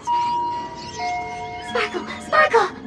You're the one who told me that a smiling mask will never have bad luck, aren't you? This world doesn't want to see too much sadness, cruelty, rage, or pain. You told me that I just need to smile, no matter what. I did everything you asked. But why did you abandon me? Right now, I just want to scream, to cry, to shout. I just want to devour you all. Just how many masks have you thrown away? Don't worry about it. Everyone sheds just as many versions of themselves in a lifetime.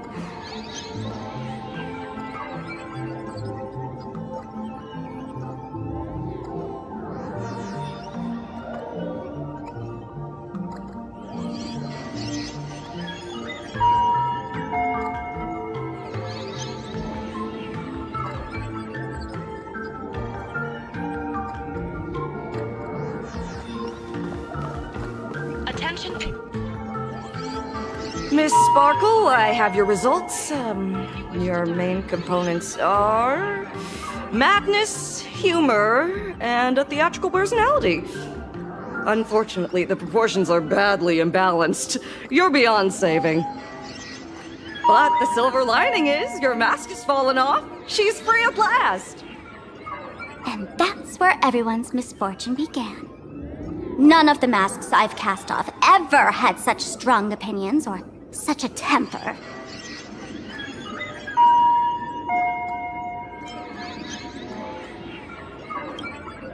She no longer needs to be corroded by your cancer of rationality. Now she can do anything that you wanted to do but didn't dare to do. Ha! As if there's anything Miss Sparkle wouldn't dare to do. For example, you don't dare wear any one mask for too long. Like a butterfly shedding old skin, you keep discarding every mask just so you won't be defined or bound by them. You're afraid to stop, to be stuck in some stereotype. You're afraid that one day you won't be elating enough. That's why you drew Miss Sparksy and became her online. As a dazzling mask, everyone confides in her.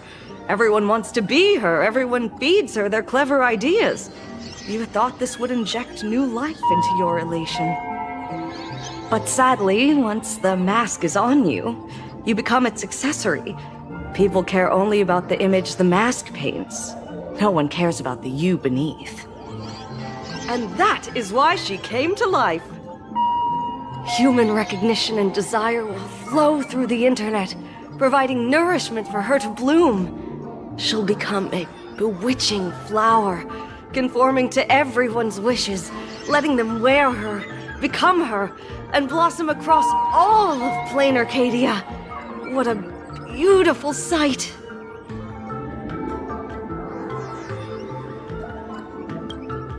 Stop? You mean treat? Yes? Cremate Sparkle. That's the best treatment I can prescribe. And here I thought you had something clever. After all, there's only one radical cure for all suffering. Make oneself disappear, right? Miss Sparkle, don't think I'm joking around with you. I only misbehave outside the tavern. But here, I am a doctor, without quotation marks. My treatment is real and effective. Generally, when a fool vanishes, their mask loses its power and becomes a dead thing. You're two sides of the same coin, after all. But as for Sparksy, I can't say for sure. During SparksyCon, she'll be worn by millions of ordinary people in plain Arcadia, feeding her with sustenance and strength. Your window of opportunity is therefore fleeting. Go on, lie down on that bed and say goodbye to your friends. Press that button and the nurse will come wheel you away. There's a door in the tavern that absolutely positively leads to a still-burning star in Siduni Rama. The nurse will send you there, and that'll be the end of it. And if I say no? Then I'll have to be impolite.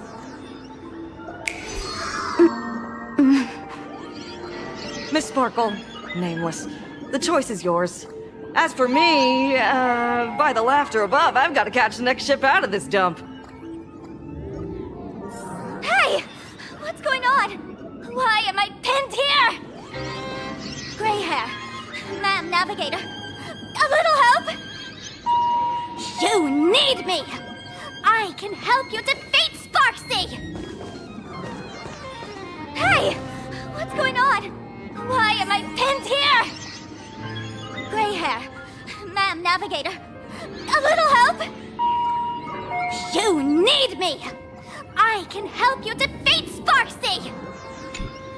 The mask of the masked fool represents what you wish to become. You use it to focus your power, but the mask will gradually bind you as well. That's why you've been avoiding Sparksy all this time. She didn't just steal a vial of mimetic virus. She stole your strength. No wonder the fool at the bar joked, when a masked fool loses their mask, what remains is just a fool. Yes. Every fool has at least one such mask. Not mere decoration, but a part of our destiny crafted by our own hands. It might be a morning actor mask you took a liking to and stole from them. It might be a head accessory you personally sketched in a moment of inspiration. Or it might be something that one day fell from the sky and latched onto your face. To become a fool, one must experience at least one such instance of destiny. The moment of masking one's face. Through the mask's eye holes, we gain a different perspective. Finally seeing how the universe is simply churning with endless jokes and the absurd nature of our existence as living beings. The mask is who we want to be. And now, this imposter is more me than I am. Do it! Press the button. Call the nurse and cremate Miss Sparkle. At least then, the imposter will lose her power for a little while. You should be able to take her down easily, right? You're not actually going to press it, right? Give us a moment to hesitate, to think. Waiting is torture, you know. You're not doing this on purpose to punish me, are you? Hey, gray hair! Say something!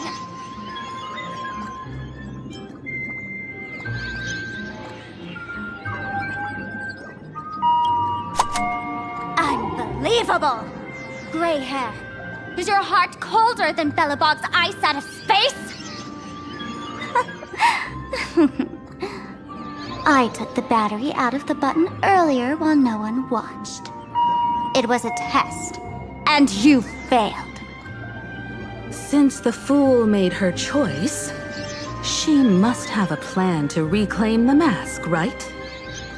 If you dare say no, I'll press this button and let the orbital cannon cremate you for real.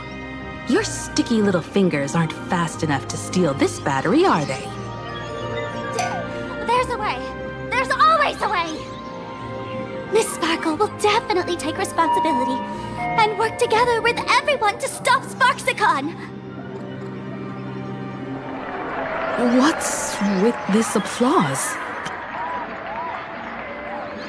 Have we been watched the whole time? Bravo! Refrain from eating beef hot pot in the hallway. If you wish to dine, please invite the hospital director to join you. Thank you.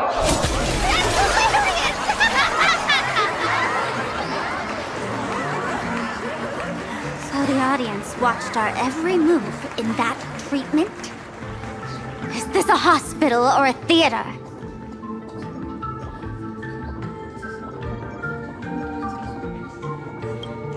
That's life for you. While there's life, there's judgment. In every unseen corner, countless judging eyes are watching, diagnosing, and writing their own prescriptions.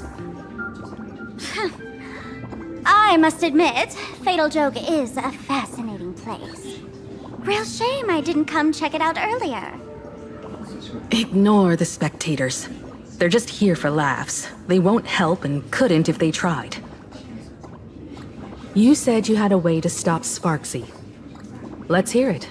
What's the plan? I've got a few anti-sparkle weapons in my collection.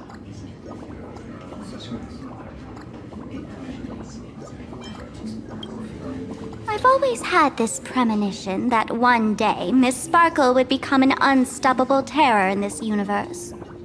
Someone has to find a way to stop me before that day comes. On a trip, I met a girl who shared my tastes.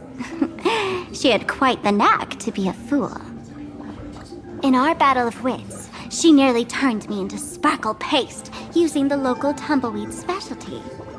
She also had a massive mech with beam cannons up the wazoo, ready to blast away any time. I quietly replicated those powerful goodies from my travels. With these anti-sparkle weapons, that imposter won't know what hit her.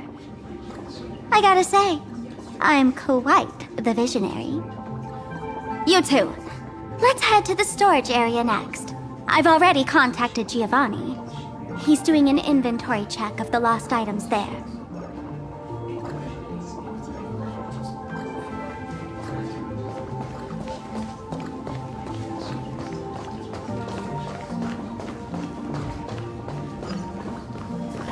This is too much already. Your tolerance for jokes is way too when no one can.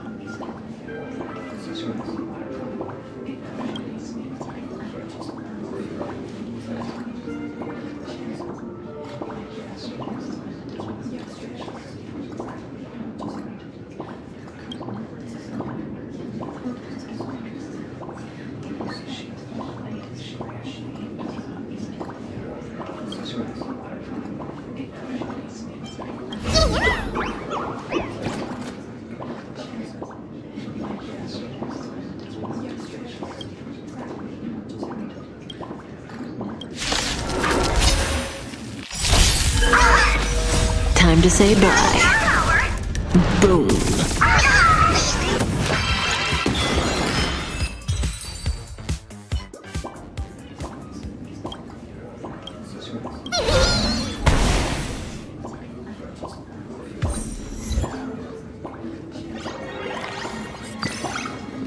When will I be able to see this and not? Make a wish.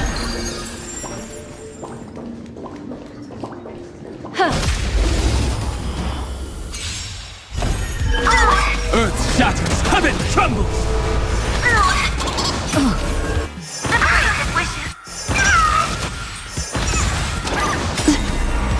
Beneath the waters lies an endless abyss! Another precious memory to hold on to. This is too much already. Yeah.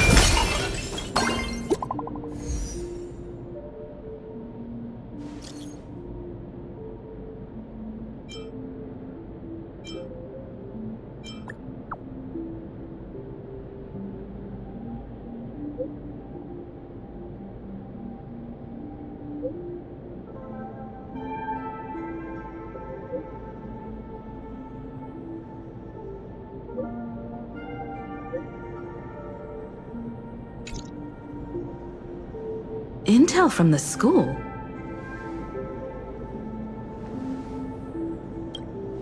The Furbo journalists couldn't find March or Mr. Yang, but they did spot Sparksy taking down the wave mural in the school courtyard. Oh? That's noteworthy. Looks like Sparksy is busy making preparations too. But why do all this? Never mind her for now. Let's check out the Fool's storage area.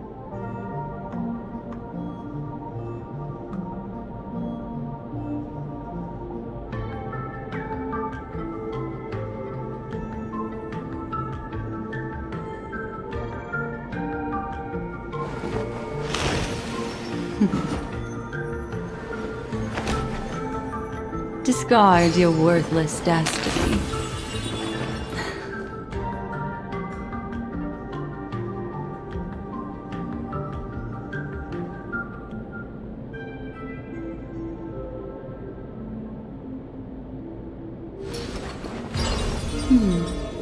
Memories seem to be different again.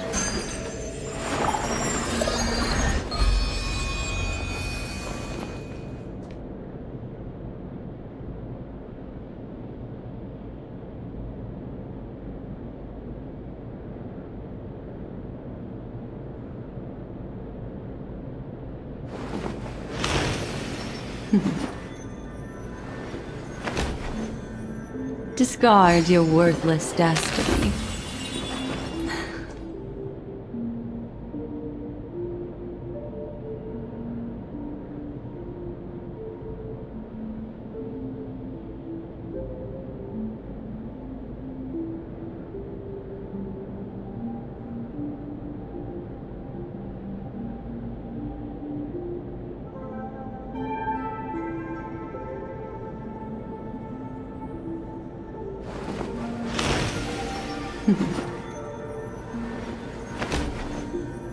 Discard your worthless destiny.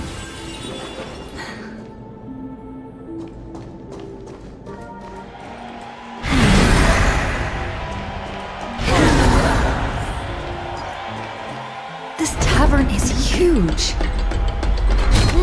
It's alright. I just wish there were more fun spots around here.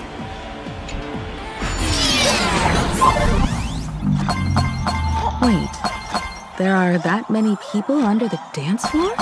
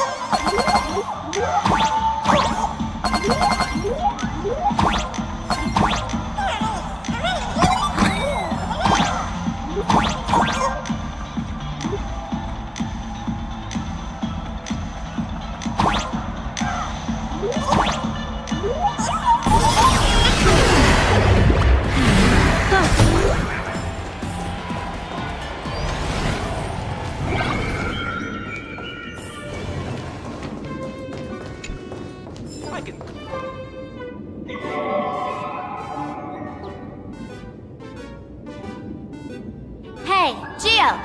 What are you doing up there? Working my tail off for you, tallying the losses. Wait, who'd you bring with you? Oh, it's Miss Trailblazer. I knew you'd step into the tavern and become one of us someday. Those with the makings of masked fools are naturally drawn to one another. You sure know quite a few fools. Ah, and the lovely lady behind you. You must be Miss Himiko, navigator of the Express. A pleasure to meet you. Mr. Giovanni, just call me Himeko. Normally only fools may enter, but since Sparkle brought you, and you are practically an old friend, I can make an exception as the caretaker. Let me show you around. Gio, cut the spiel. Sampo says you recite that intro so often he's grown calluses on his ears. Want the fool's treasures, souvenirs, and prank gear? Come to the Grand Treasury Storage. They've stashed everything here. You stole my line again.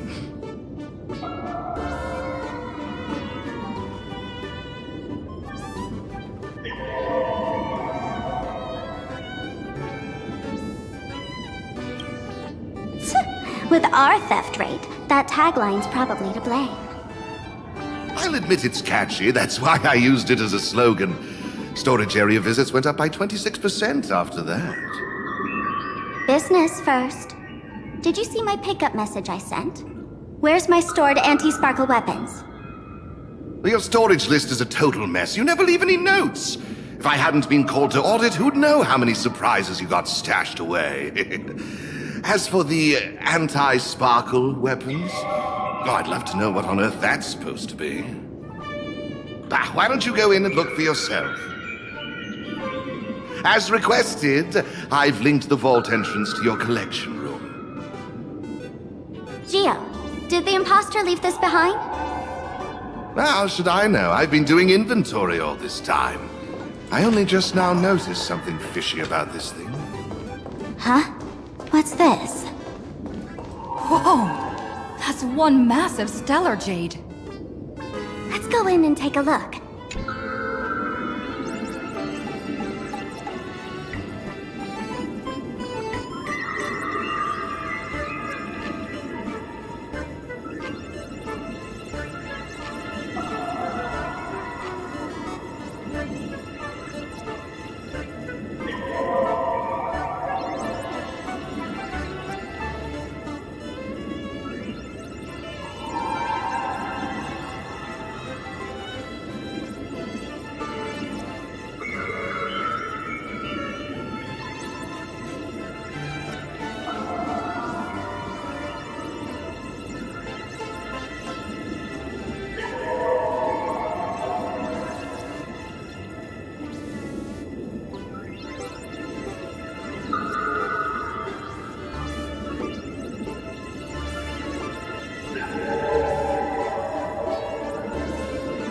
Kid, wake up!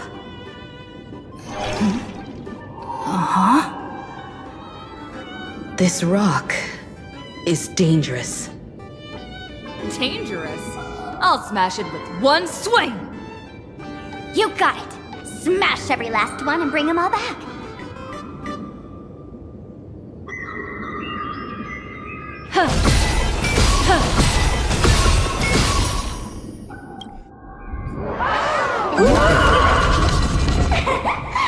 Stellar Jade is the perfect bait for catching the nameless. How generous of you. First time I've seen a thief steal something and leave something even more valuable in the vault. Isn't this exactly the type of phantom thief flair we masked fools adore? Remove a carefully curated piece and leave a gift in place to soothe the owner. A jumbo-sized Stellar Jade is surely worth a jar of mimetic virus and a few anti-sparkle weapons, wouldn't you say? And you stole my other prized pieces too? That worthless junk? Consider it a complimentary vault cleaning. Before sparkle convenience, I'd like a little warm-up entertainment. Old model and the nameless. You should be able to break out of this room, right? Don't disappoint me now!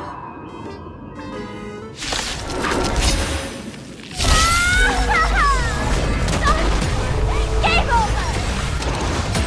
My anti-sparkle weapon has turned into a failed science project!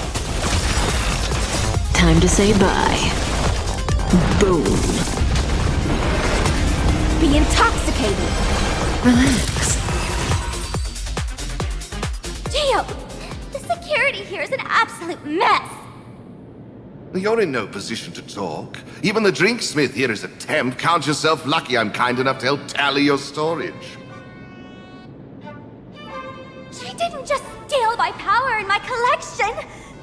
She completely destroyed Miss Sparkle's reputation! This is the worst day ever!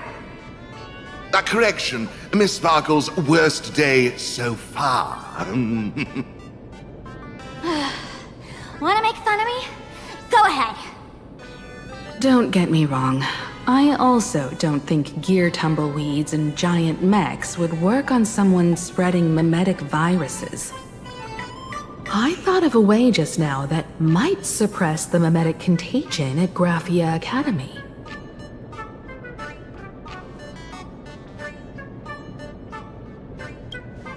You can fight fire with fire, but a mimetic virus can be scoured away with water. What do you mean? Our informant at the school reports Sparksy is removing the central mural there. The imaginated mural, World Breaker Waves, is said to be a work left behind by Graphia herself.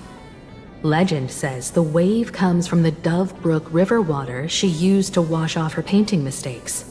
The artists say it is blessed. That's why they kept it in the school. I couldn't understand why Sparksy went to such lengths to tear it down. Now I do. Painting mistakes are redundant information that stain a painting. A mimetic virus is redundant information that stains the mind. If someone knew how to harness this Dovebrook wave to wash over the school, they could cleanse the infection she spread. That's why Sparksy wanted to hide the mural.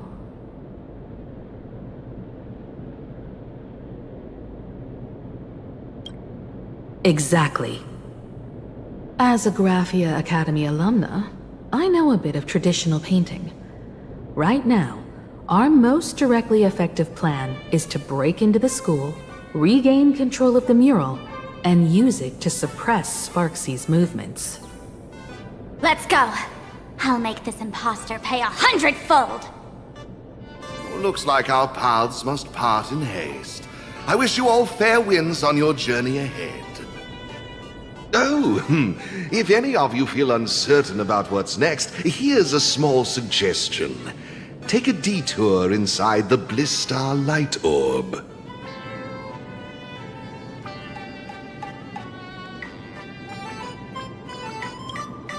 A quick prayer to the gods before battle hardly counts as wasting time, does it?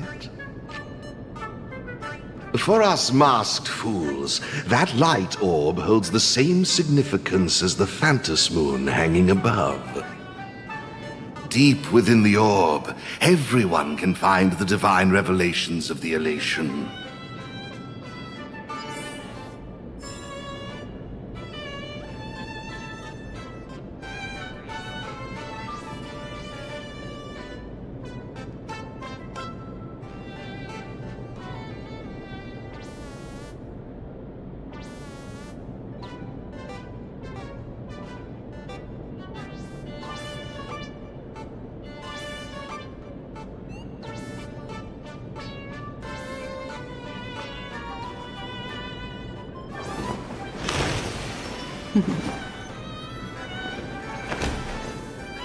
Discard your worthless destiny.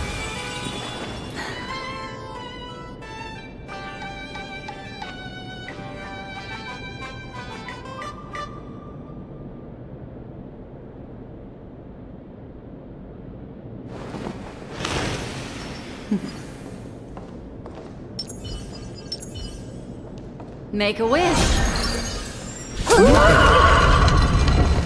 This doesn't look like where we came in. Don't worry.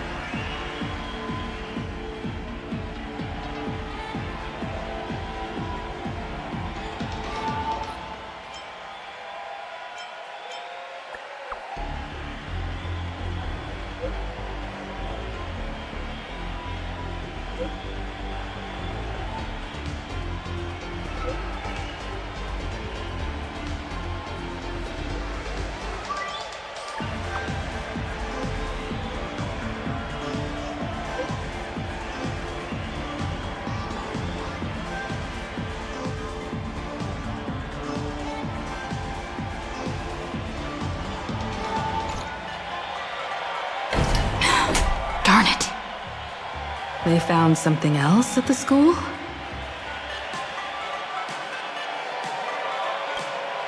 We need to pick up the pace.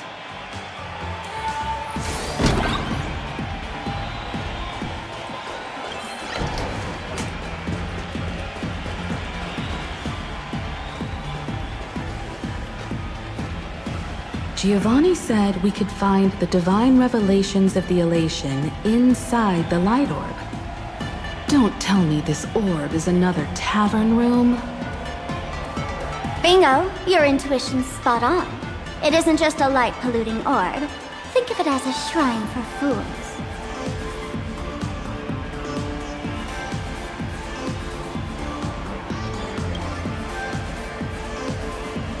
The youngsters only revoked the Laughter's right to enter the tavern. They don't reject things associated with them. Inside this light orb is a miracle tied to Aha. It responds to any fool who approaches.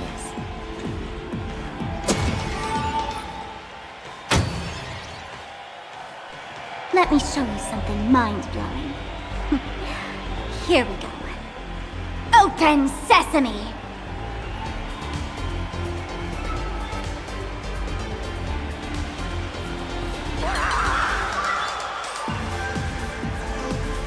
I said, open sesame! Open sesame! Sesame? Open?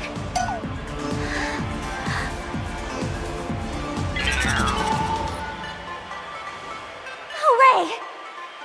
So in their eyes, I don't even count as a masked fool anymore! What a wonderful surprise! The imposter stole my identity too!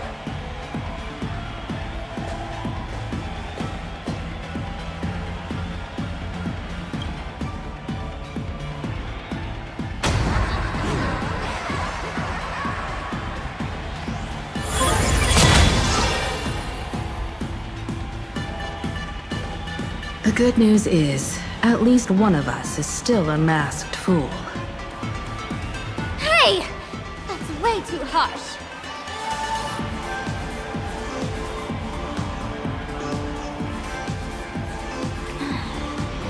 I hate to admit it, but gray hair, it's opened for you. The light orb has acknowledged you.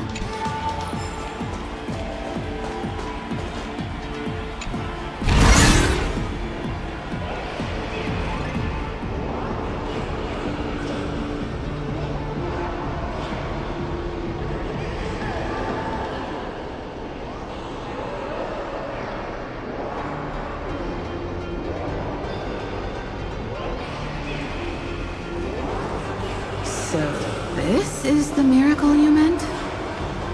Yes. Among the masked fools, a myth is told. When the Master of Elation climbed the highest boughs of the Tree of Existence, they glimpsed the cold, abhorrent void. The stars turned like machinery, and all meaning yielded to nihility. They gazed further, until they witnessed a newborn fall and cry as if wronged beyond measure. Then they burst out laughing. That crystalline laughter tore through the cold, dead universe, echoing through the realms to this day. Many think the laughter that tore apart the cosmos is just a metaphor. But sadly, it's real. The tavern folks call this thing the echo of primordial laughter. It tore open a spatial rift. They say other tavern branches have this too, in multiple locations. No one knows how many there are, or what their existence means. When we shout into it, there's no echo. Toss in trash, and it merrily swallows it. No one knows if this thing will keep widening and swallow the tavern whole. Either way, it just sits there, right over there, motionless, grinning at us forever.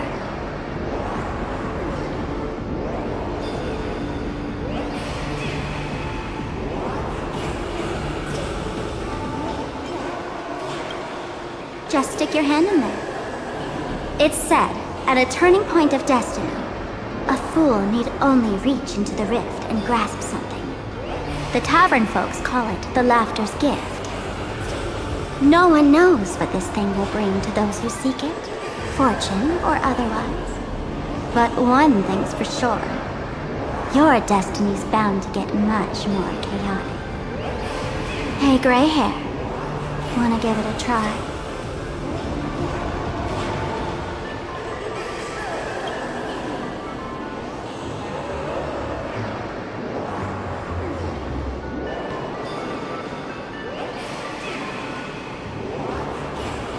Machiavelli, have mercy.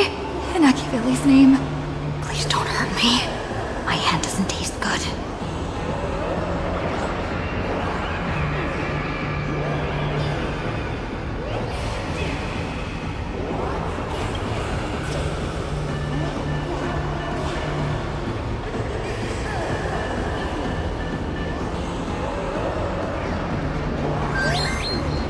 Is this? Huh? What's this?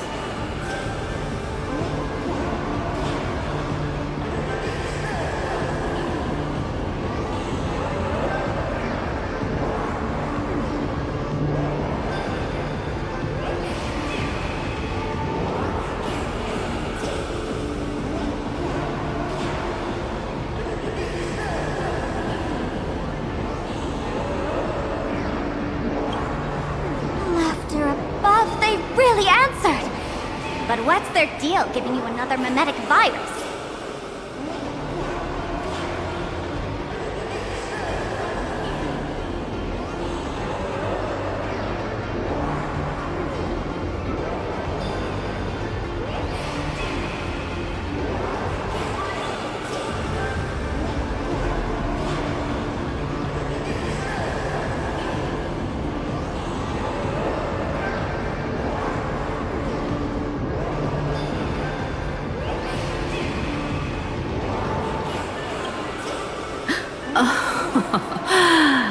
Now I get it.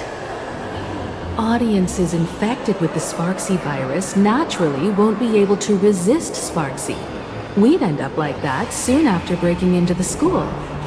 But if we're already infected with another mimetic virus, well, that changes things. And this banana serves exactly that purpose. To buy us some time to resist. The elation really has a twisted sense of humor, huh? All right, let's move.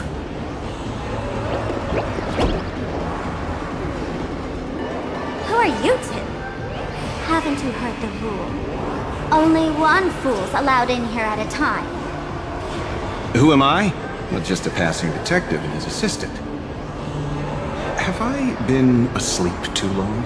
Or has humanity sunk so low they don't even care if they turn into monkeys? Meanwhile, the ignorant criminals believed they had discovered a treasure that could change their destiny, completely unaware that what they held in their hands could shatter the sanity of the entire world! Hey, Mr. Wren, cut the narration when it's time to fight. Well, I got to something right. Like this? Whatever floats your boat. Now, listen up, you three. Put that banana down and walk away, and I'll let bygones be bygones. But if you try anything funny...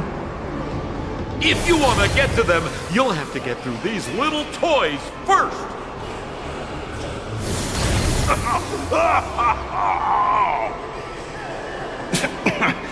Are these folks really the Nameless? In all my years, I've never seen the Nameless dealing with mimetic viruses. The real deal. Just some Nameless passing through. Mr. Wren, I've got to go after them. You won't be able to keep up with me. Just head home and wait for the news. I swear, I won't let the tragedy that happened to you repeat itself in this world.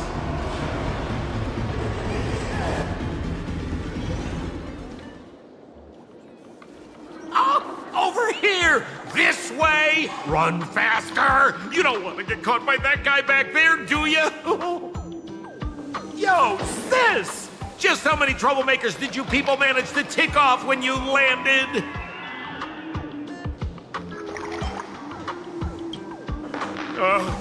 My eyelid's been twitching all day. Knew something was bound to go wrong. You know, old Sampo's got a soft spot for his regulars, so I couldn't help but come check on you folks. And what do you know? I was right. Thank you, Mr. Sampo. Now that we're all set, it's time to head to Graffy Academy for the rescue mission. Mr. Sampo, do you know which door in the tavern can get us back to the city the quickest? You don't even need to ask. When it comes to knowing all the secret passages and shortcuts in this tavern, you won't find anyone who can match old Sampo. Then lead the way.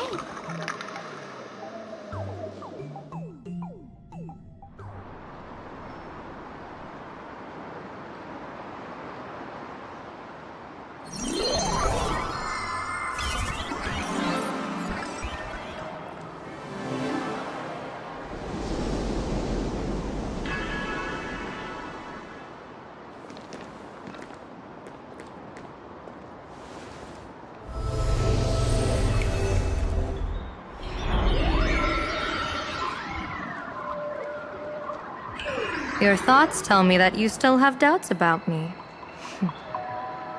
Did you ask to meet here so I could clear up some of your doubts? Greetings, Lady Yao Guang.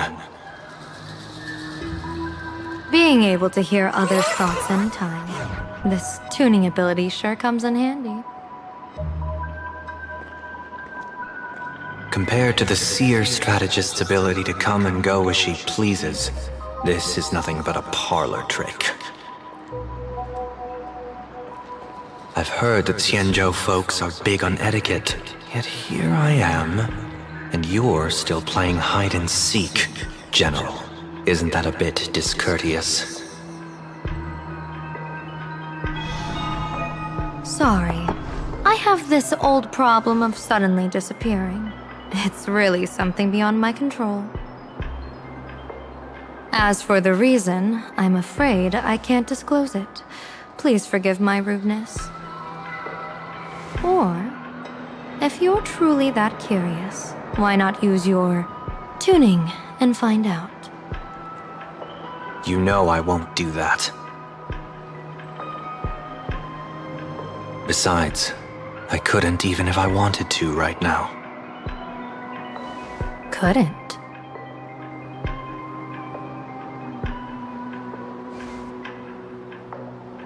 At this moment, the crowd's thoughts are crashing over me like a tidal wave. I can't block out all this mental noise. Just keeping my own thoughts from getting tangled up in everyone else's is hard enough.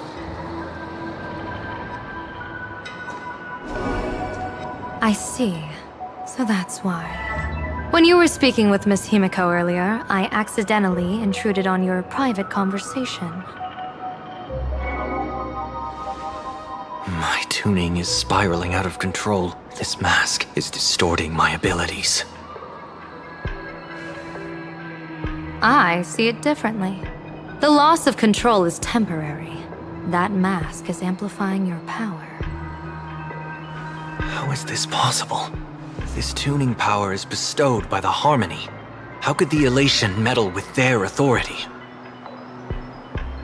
Perhaps the Elation simply poured more fuel into this divine authority? In my humble opinion, this mask binds the supplicant to all beings of plain Arcadia, drawing strength from those who share the same path here for your use. That's why you're hearing others' thoughts surge toward you like a tide. Your tuning is steadily expanding, and you've become the center of this melody.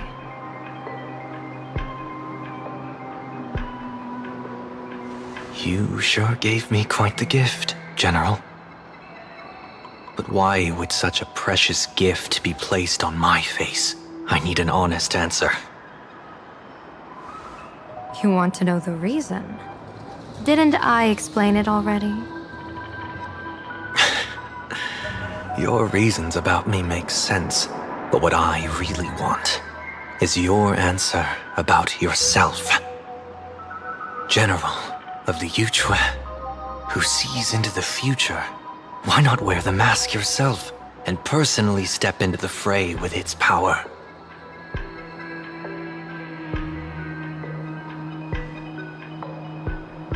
Words can deceive, but only tuning lays the truth bare. Mr. Sunday, why not use your enhanced tuning to feel the weight of that answer for yourself? Well then, pardon my intrusion, Lady Yao Guang.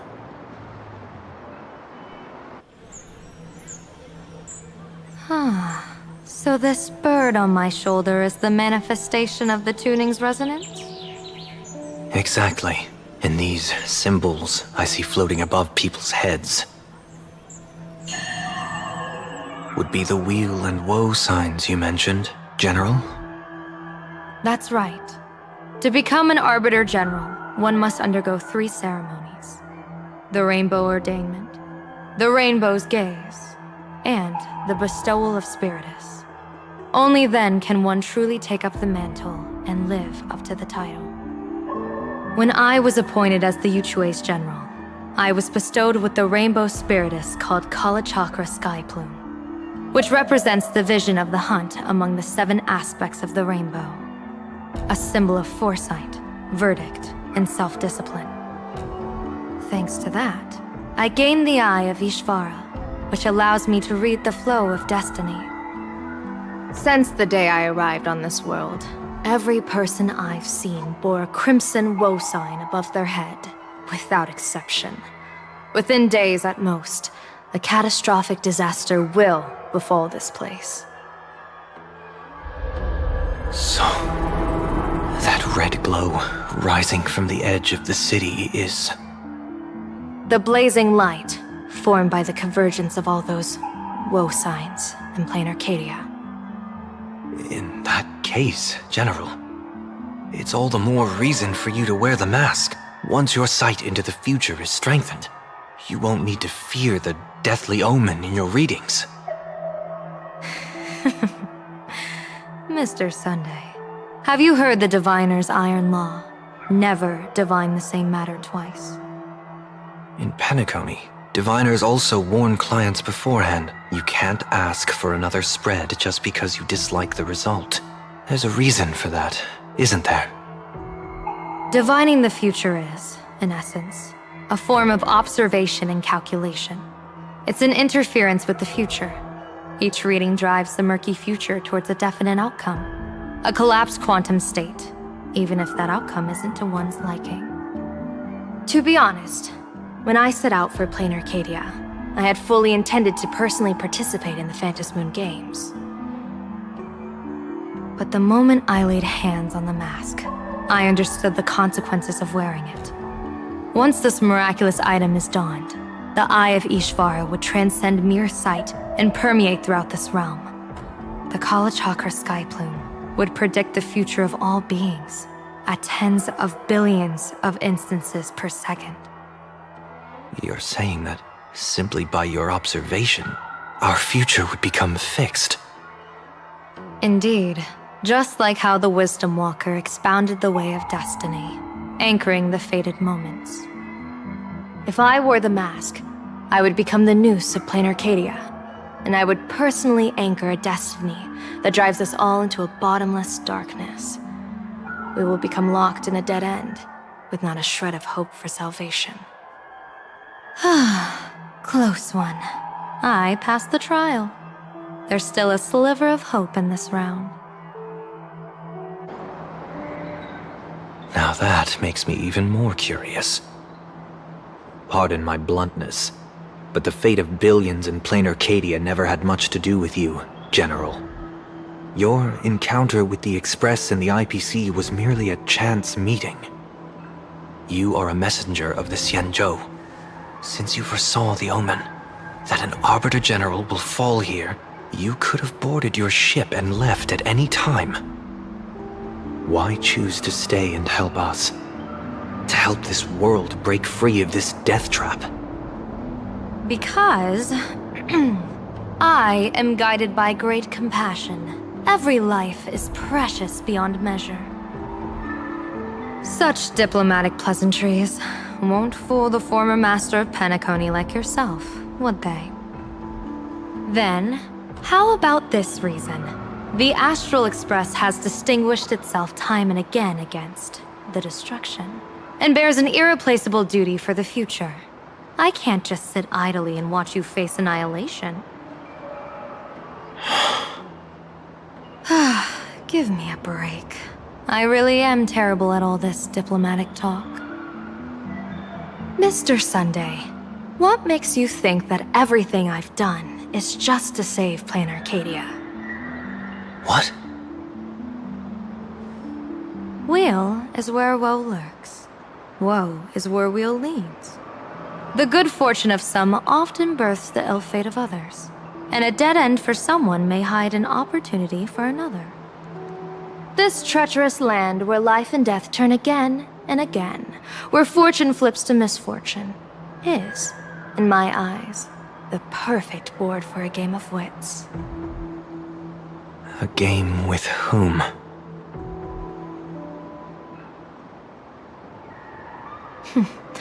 With the gods. Mr. Sunday, have you heard of the Battle of the Fong Hu 30 years ago? I've heard rumors of that war, but not the details. General, are you suggesting Plain Arcadia is now facing dangers just as perilous as the Xianzhou Fang Hu was back then? You got that right. 30 years ago, the Abundance Axis broke our lines and invaded the Fang Hu homeland. The abominations awakened a living demonic star, intending to sink the Xianzhou Fang Hu. With no other options, the Alliance staked everything on my Junior Soar's plan to operate the astronomical observation device, the Cloud Peer Telescope, to signal the rainbow for aid, using their Lux arrow to strike down the demon star. Whoever operated the Cloud Peer Telescope would not return. It was to be a one-way trip. So, you're Junior Soar. You guessed wrong. The one who offered his life was my master, who taught me divination. It was Master Jingtian, then the Yuchui's Master Diviner, and the only high official authorized to operate that device. He accepted his fate and ventured to the Fang Hu, going with him into certain death were Yueyu, the previous Yaoqing general who guarded the Cloud Peer Telescope, and the Verdant Knights under her command. I was responsible for assessing the entire plan's feasibility and mending its gaps. I activated the Deca Light reflection barrier, calculating and casting lots again and again. I watched as the starlight, representing countless possibilities, flickered within the reflections, faint, wavering, until the vast shadow of a pondering god swallowed them whole. And they vanished into the abyssal dark at the edges of the universe. And in that moment, I understood that I had cemented my master and countless soldiers into an inescapable doom. When the Lux arrow fell, they would perish along with the enemy and that demonic star. All reduced to ashes. You sacrificed so many comrades just to ensure the enemy's fall? To Penaconians, that must seem incredibly cruel, right? As someone born in an era of peace, I have no right to judge. Perhaps the founders of Penacony could understand the necessity. Fool or not, it was my duty. And so I had to witness and remember their sacrifice. When I saw the Lux arrow descend, I realized the Xianzhou Alliance had actually directed an Eon's actions.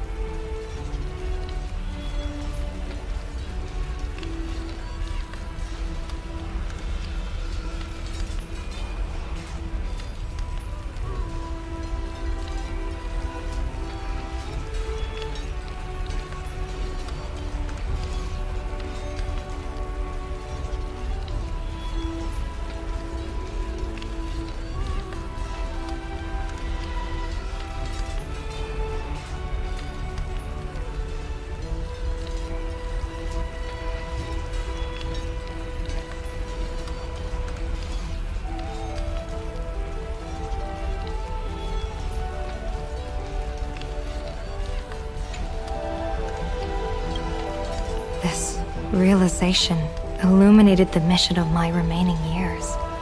In this cold, merciless cosmos, when you're trapped in despair, an Aeon's intervention is often the only hope. We are not ants, helpless beneath the celestial spheres as we simply watch the stars turn.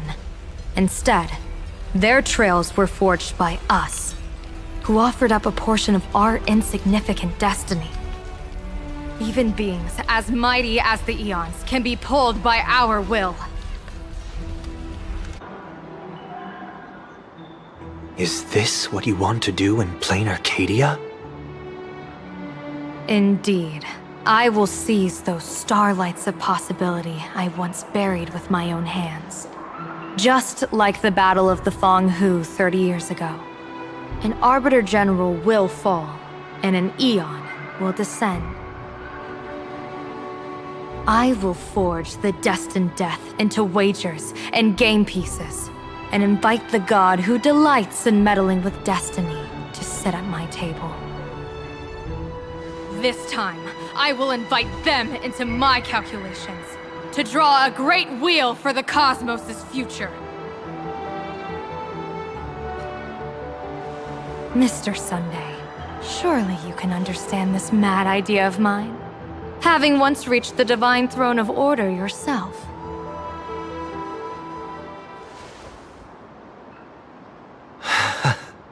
Our common ground goes far beyond mad ideas.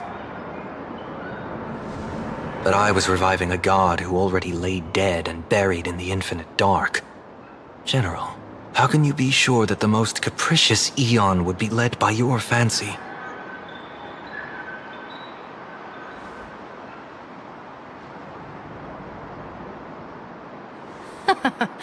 Have you heard this myth about the elation? They say Ahab once climbed to the highest bough of the Tree of Existence. Gazing out, they saw stars turning coldly like machines, and the meaning of everything yielded to nihility. Only the cry of a newborn made them burst into laughter. Mr. Sunday, answer me. Why did Ahab laugh?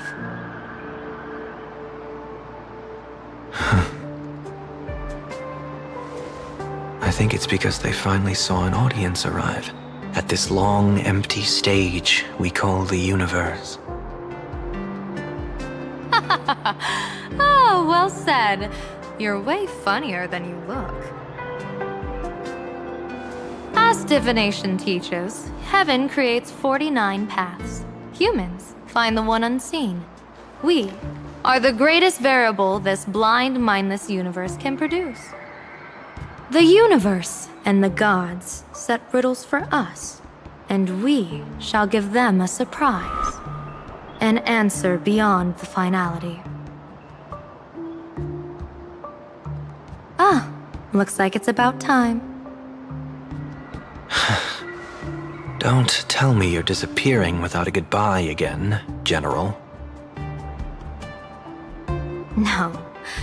This time, we will set our eyes on the same place and carve a sliver of possibility out of destiny with our own sight. Could you be talking about the school where Himiko and the others went? Yes. The crimson light there pierces the sky today, marking it as a locus of woe. The Arcadia's first calamity will erupt there. I should have asked you to give them a few secret strategies before they left. Forget it. The stuff in those pouches is all harmless banter anyway. We should let them off the hook.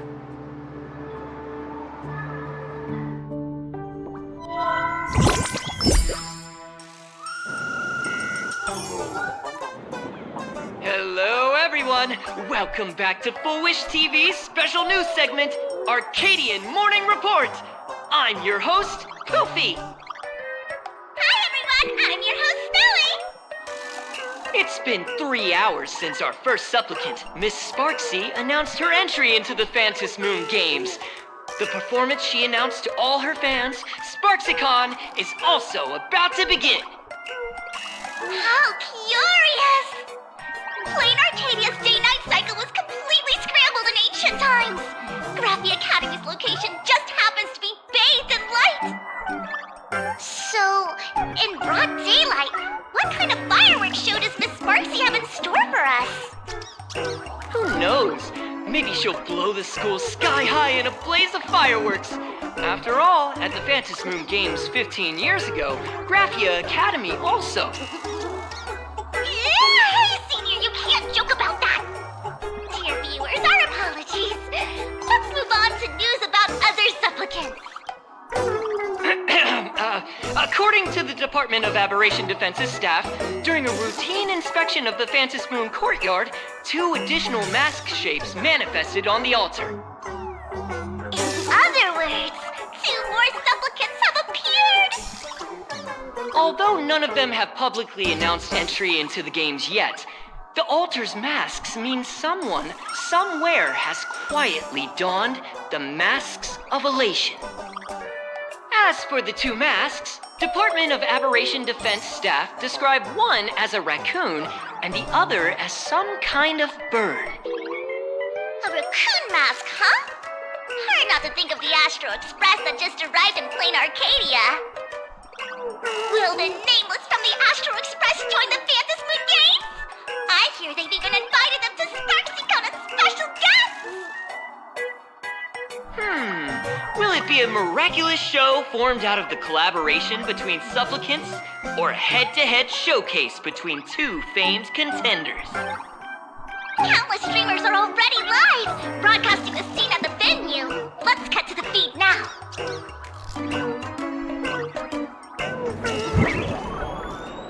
Ah! Look, it's the nameless from the Astral Express!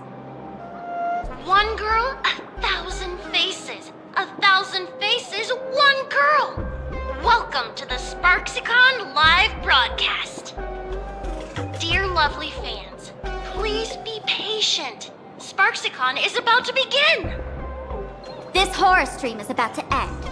Time for you all to log off. That woman has Miss Sparksy's face. What a pathetic imitation. What? My face is the original! Miss Sparksy's face alone is the greatest masterpiece in the world! Everyone should listen to her sweet voice and gaze upon her adorable face! We shall become Miss Sparksy! We offer everything to Miss Sparksy. Sparksicle! Sparksicle! Sparksicle! Sparksicle! Sparksicle! My eyes! I've seen something cursed.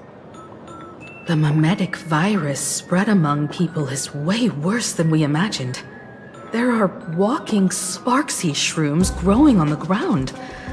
I bet we'll all end up with Sparksy, or rather Sparkle faces before we can get very far.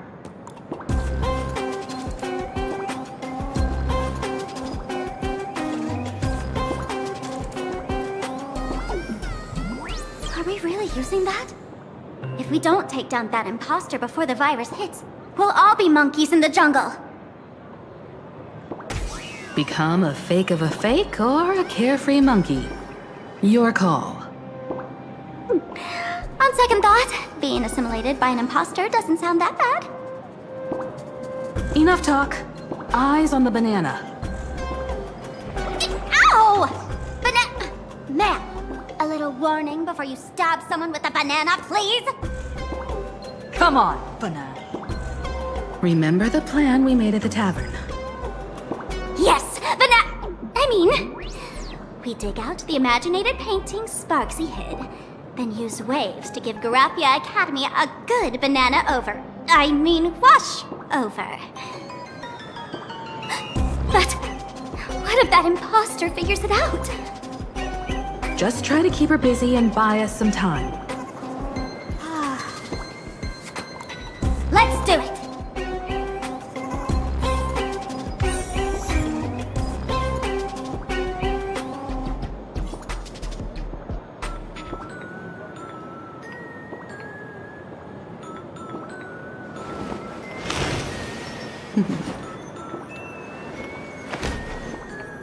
Discard your worthless destiny.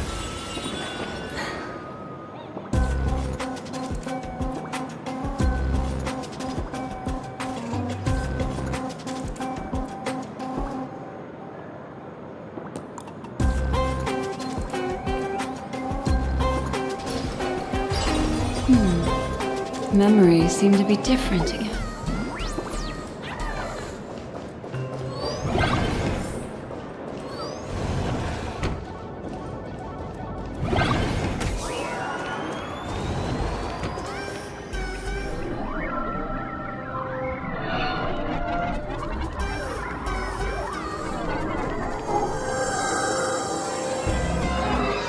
Yoo-hoo!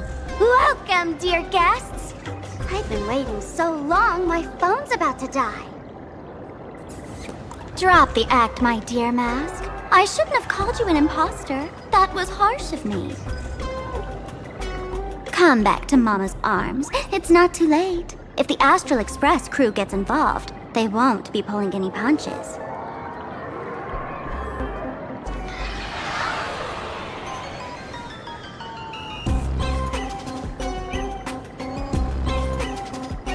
Of course I get it. Surrendering now would ruin the stage you so carefully set. Total buzzkill, right?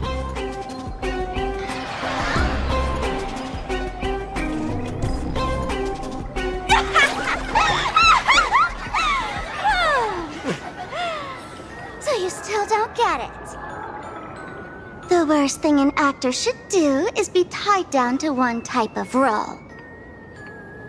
Standing before you, the loyal friend who's been by your side all along. The masked fool who never played any tricks. She is actually the old mask I have shed.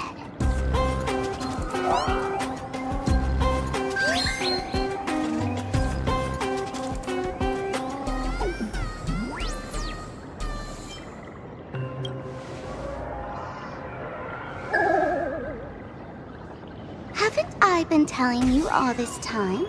She's just an old model. No wonder the light orb in the tavern didn't react to Sparkle. For real? That explanation is kinda awesome.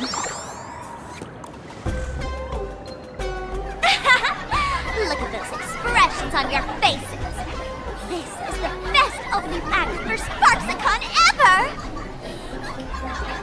I shed that old mask, and with it, the weak, timid, all too human me. This new me will break free from all shackles, gather my fans' wish power, and stride onto the stage of the Phantasmoon Games! In return for the wish power offered by everyone in the Arcadia, every supplicant must show them what elation truly means. We will demonstrate the elation we desire!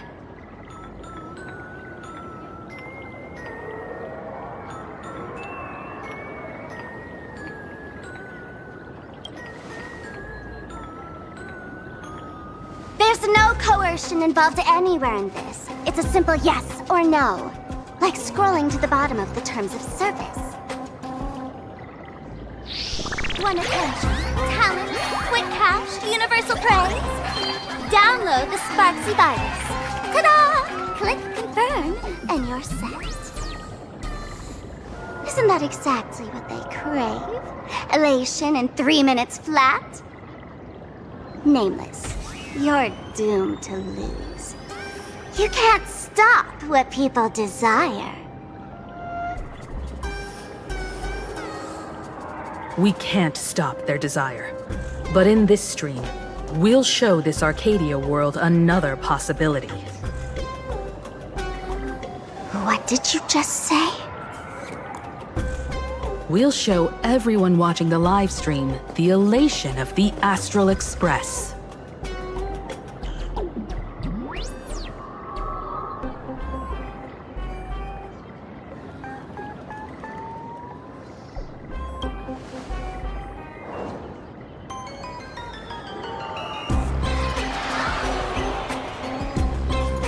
You got another mask? Before Sparksicon begins, the hero of the Express will defeat the villain who tried to spread the virus. And soon, the world will watch it happen live. In their hearts, they'll long for the Trailblaze too.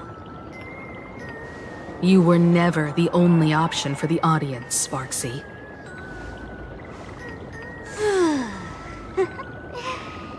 You know why I can't stand heroic stories? You lot always wave the flag of justice, then stomp all over the fun with brute force. The elation has nothing to do with justice, and you haven't won yet. Ma'am, gray hair, don't tell me you forgot the plan. I'll stall her.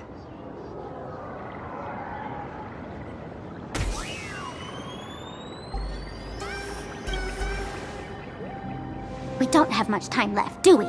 I'm trying to give us better odds of winning here. There's one thing I've always wondered. Who's the real Sparkle, and who's just a mask? Shouldn't the last one standing decide that? Then let's settle it, right now! I'll make you the opening firework of Sparksicon!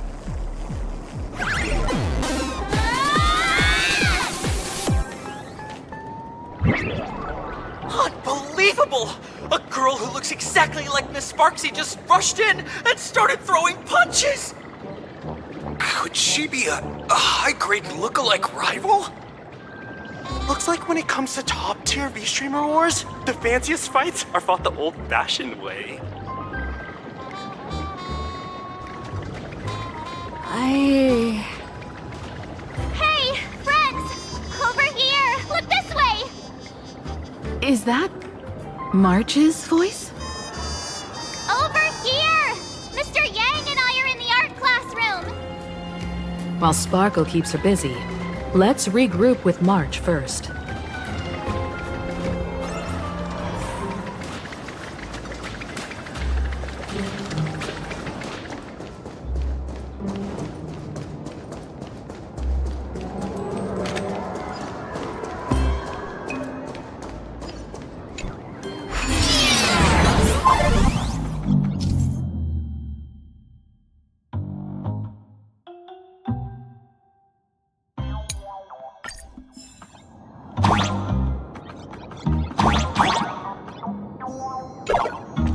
Move this platform, and you should be able to get up there.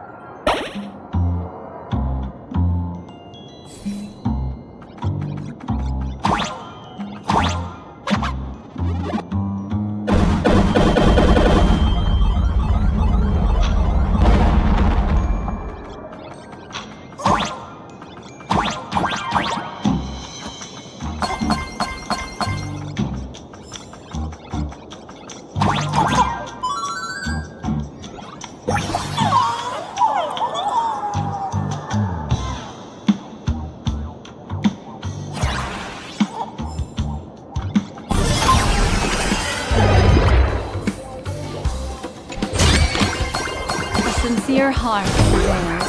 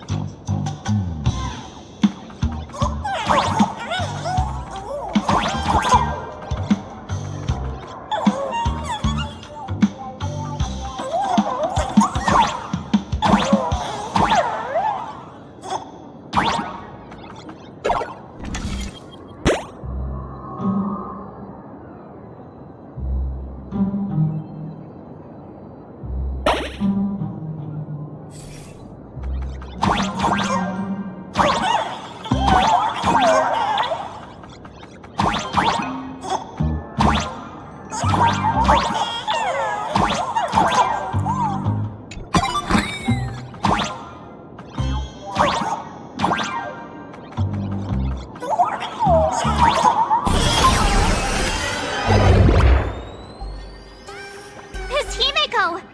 Oh, you're finally here!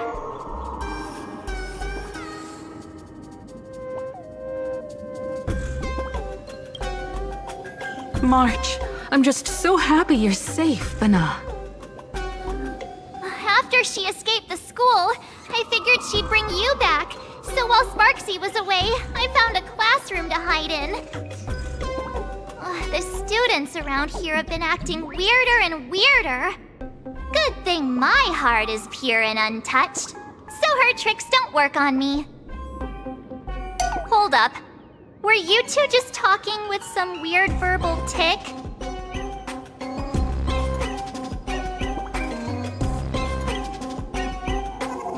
What?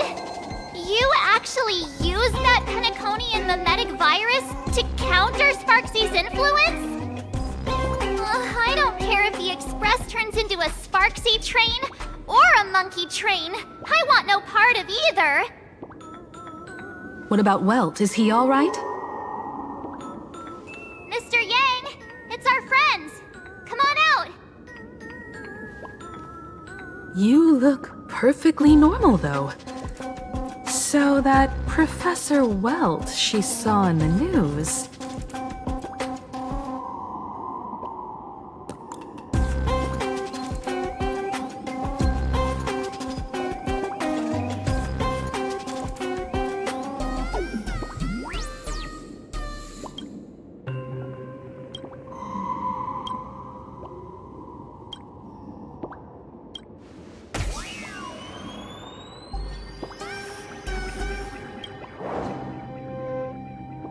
As expected from Teacher Yang. We might have a lead on the other two painting pieces. Have you seen... Furbo, Nana? You mean... a Furbo? We sent a local reporter into the school, but his luck turned sour, Nana. Sparksy caught him red-handed. Before he was taken away, he managed to take a photo of the library. I want to check it out with her. What about me and Mr. Yang? Now that we have a lead, no way we'll just sit here doing nothing.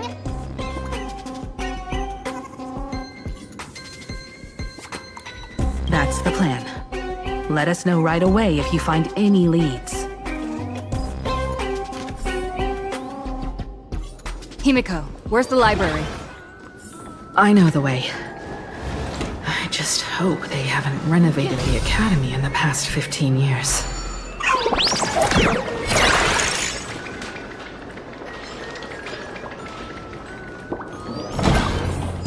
Oh, the Express crew is here! Please follow my live streams. Please give Miss Sparksy lots of likes!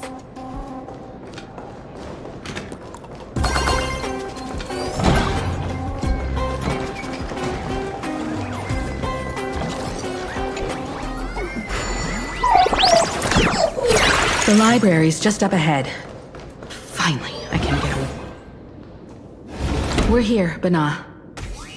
But I don't see any waves or moon. Where could it be? Like I'd ever tell you.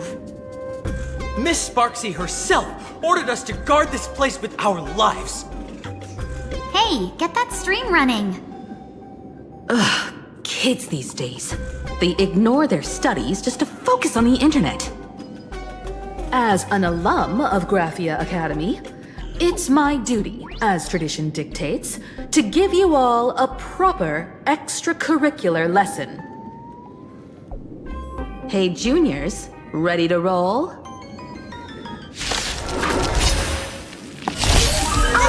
Mountains move, dragons rise! Soaring above the lands, this is permanence!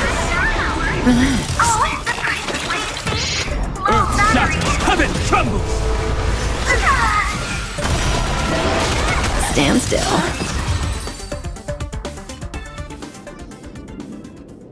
Where could they be hiding the landscape painting?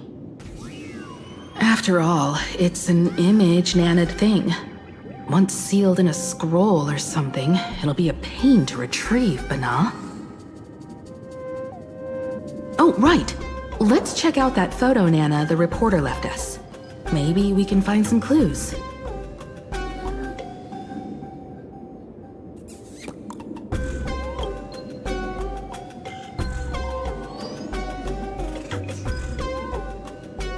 Make a wish. A will of metal and stone.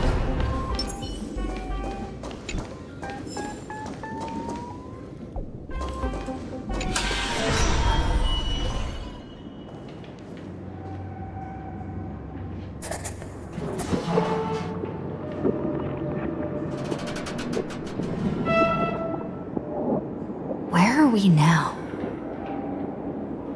This place looks just like any other classroom. But something's off.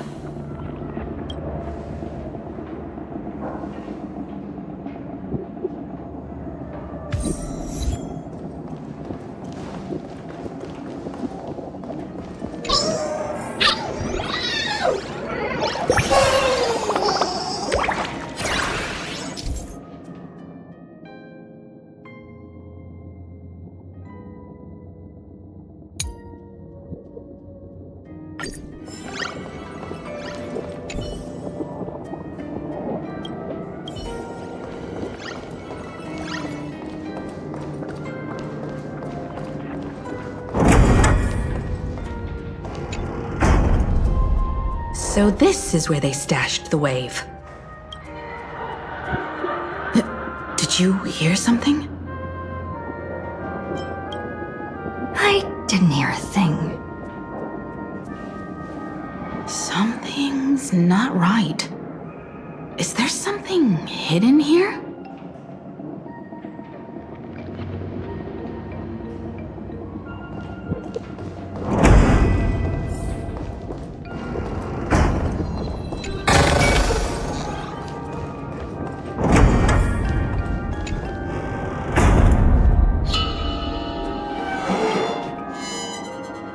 July 22nd, 1984? Belle?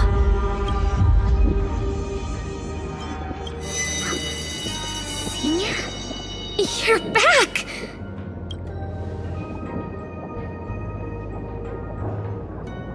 Belle? And you are? But how is this possible? It really is you, Senior! You look so different. We almost didn't recognize you. Still, that dashing aura of yours simply can't be obscured. And so many of us, we've been here, waiting all this time. I'm so sorry. I was gone too long. It's unforgivable that I never came back to visit you all. You apologizing so seriously? That's not like you at all, Senior. Yeah. After all this time, the least I can do is smile. But all of you are already dead. Himiko, these students, who are they? They're the shadows cast by my past regrets. Young lives buried here by a tragic accident. What? Oh no, Senior, he's here! That thing is coming! Wait, what did you just say? Everyone, hide! We mustn't let that monster find us! Run, Senior! The Herald of Death is back! Belle!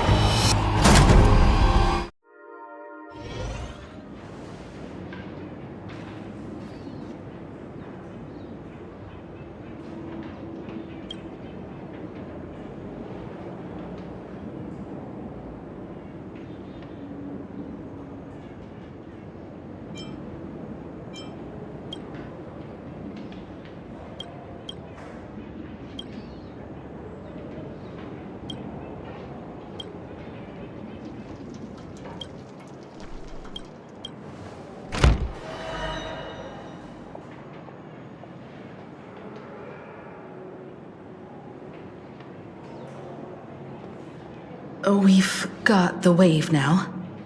Time to regroup with Welt and the others.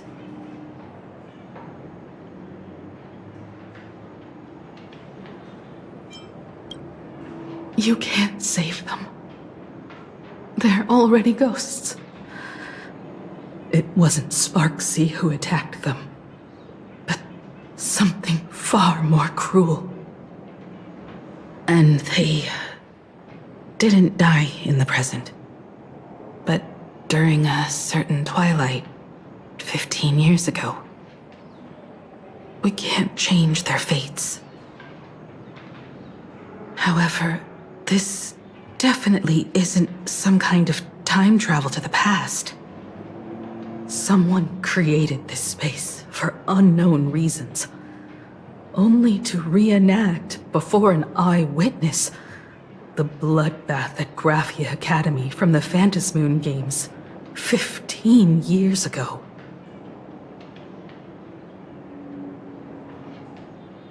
That's right. But that has nothing to do with the enemy we're facing right now. I know you have a lot of questions now, but we'll have time to talk about all this in detail after we deal with Sparksy. Come on. It's time for us to meet up with Welt. He just messaged and said he and March found the missing Furbonana reporter, Bana, and the final landscape painting piece.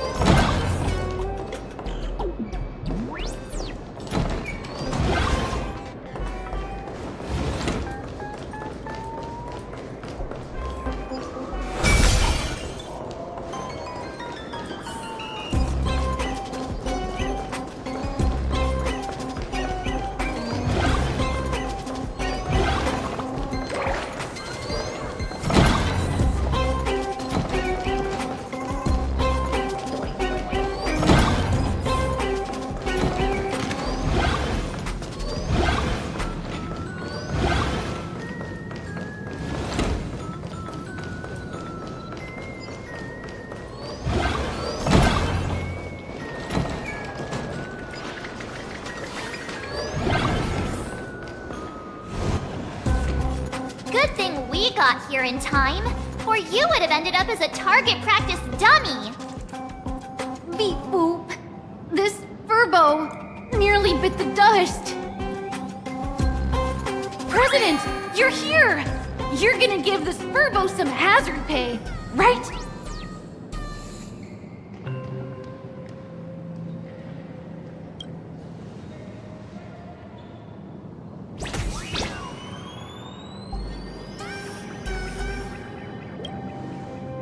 Sparksy must have given the moon to one of the emotis to look after.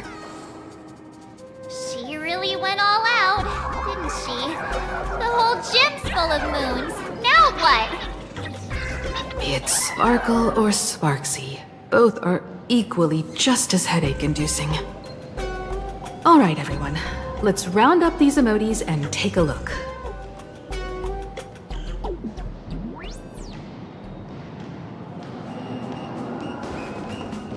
Yeah. You, fess up! Did you stash the moon somewhere? I pried open its mouth to take a look. Seems this little guy didn't swallow the moon.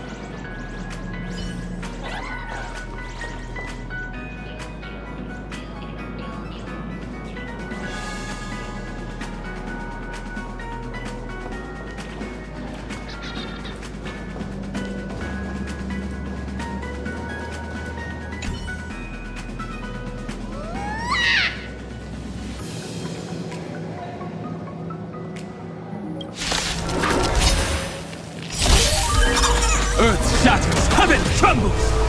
Time to say bye. Boom.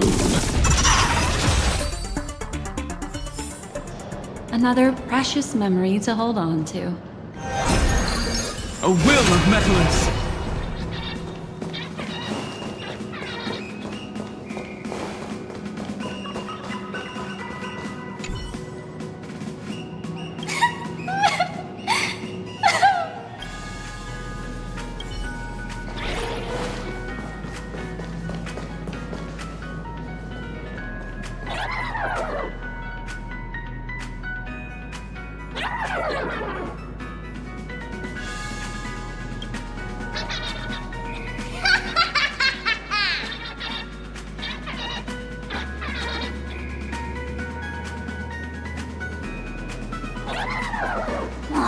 Sneaky laugh. It probably does know where the moon is hiding. But how are we meant to even reach the thing?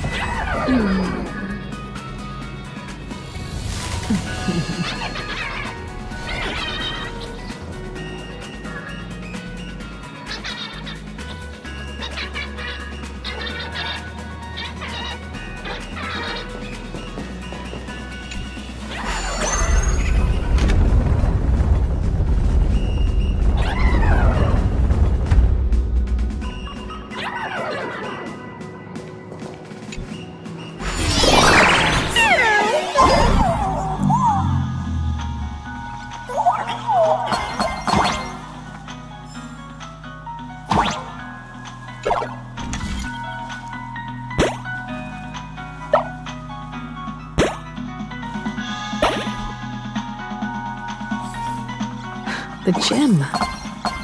I've missed this.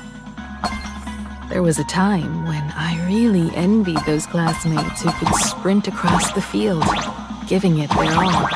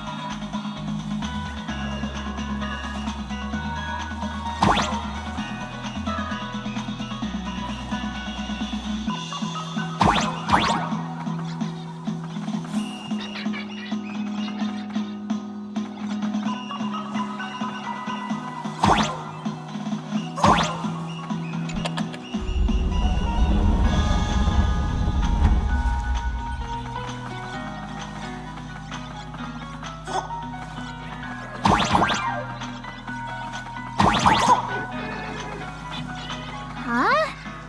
Isn't this Himeko's alma mater too? Aw, don't tell me Himeko was the quiet type who stayed far away from the gym back in school.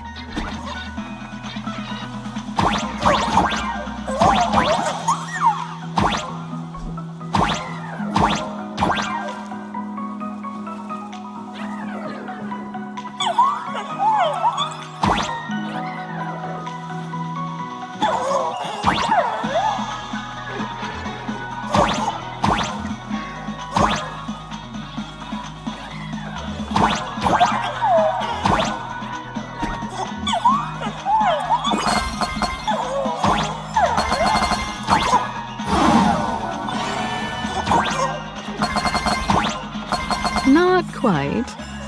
I'd already graduated by the time I started feeling this way.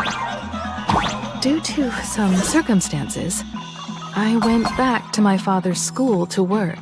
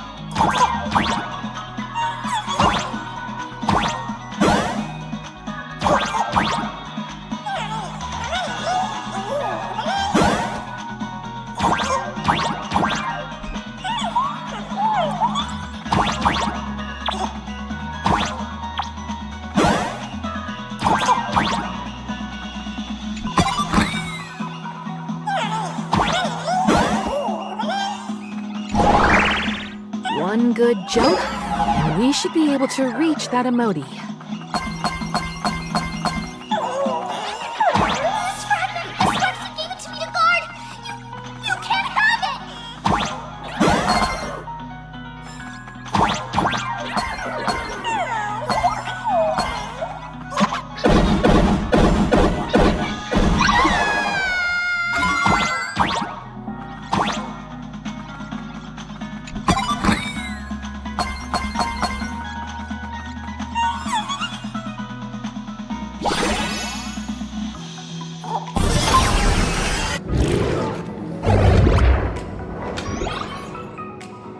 All right, time to settle the score with Sparksy.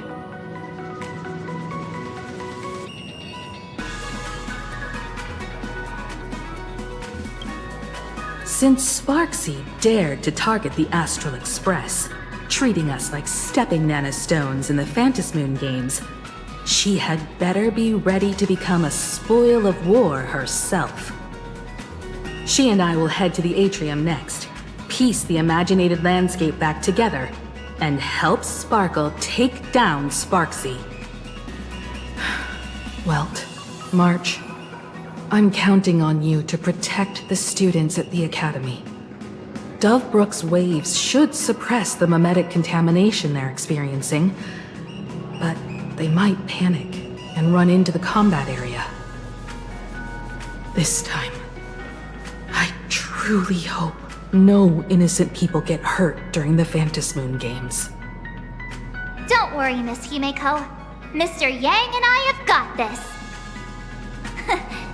You better give that girl a taste of her own medicine for messing with us like some comedy act.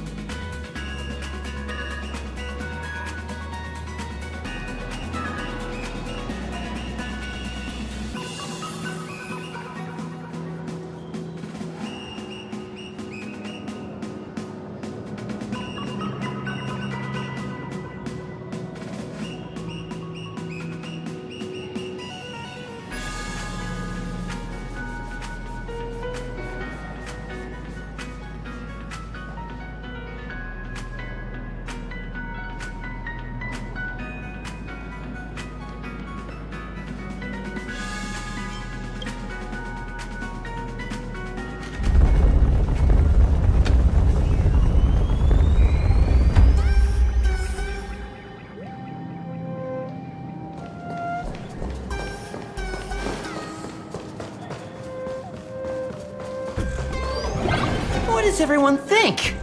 Will the Nameless win?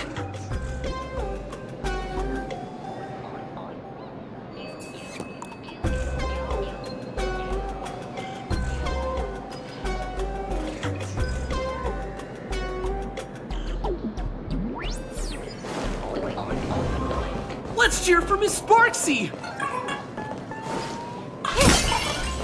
Who will emerge victorious? Miss Sparksy or the Astral Express? Sparkle and Sparksy are gone. And the students too? If you think you've got this in the bag, you're in for a rude awakening. Sparksicon hasn't even started! Time for your Sparksicon grand finale! Because I, the Nameless of the Astral Express, will challenge you as a fellow supplicant and crush your elation. Challenge me? I'd love to fight you.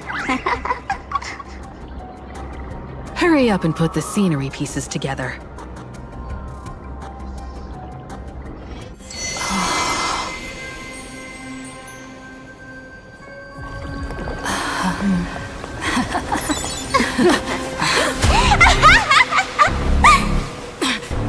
That annoying old model has already fallen asleep.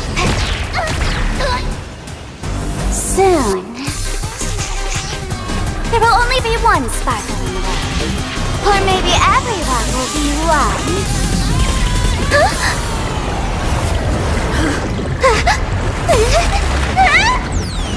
Attack during my transformation! Despicable! Too bad. The audience has all arrived.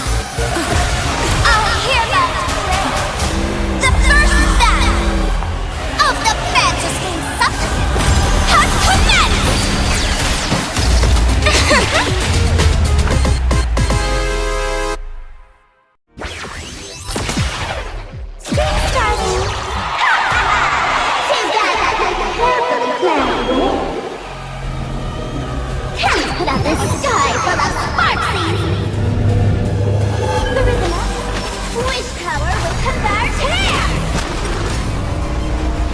shall stand in their way.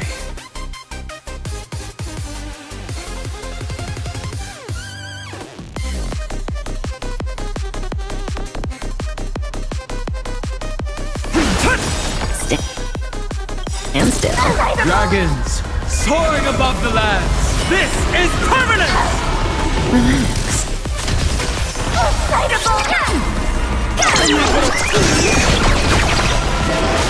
Say bye to breathing.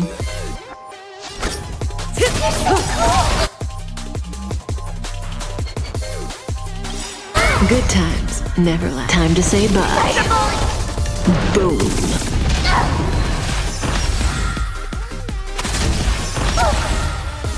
Offer you a requiem.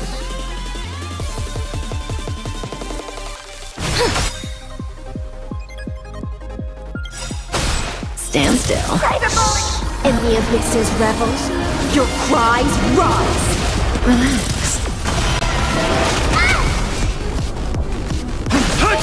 Destiny isn't ill tidings meant.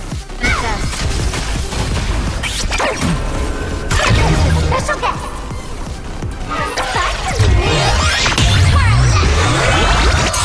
Where the heck did she drag me to?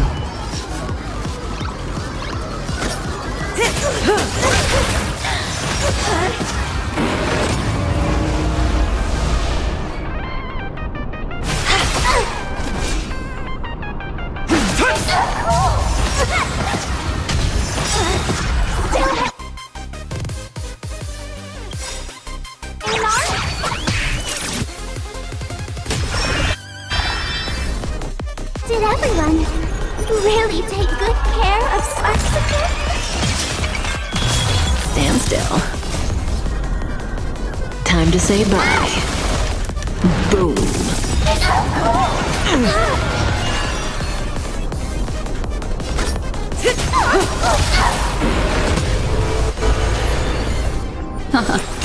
Relax.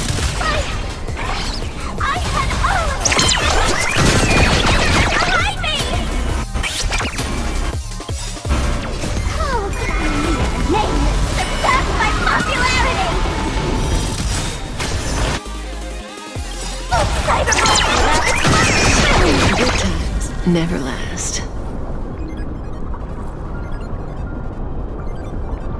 Time to say bye. Boom.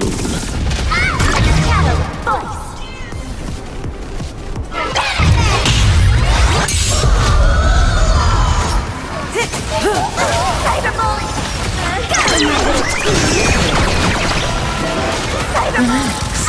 Don't let waves open your throat.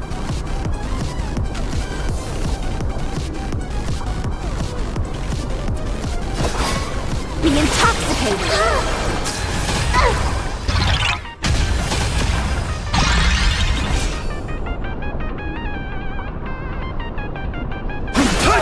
Say bye to breathing. Good times. Time to say bye. Boom.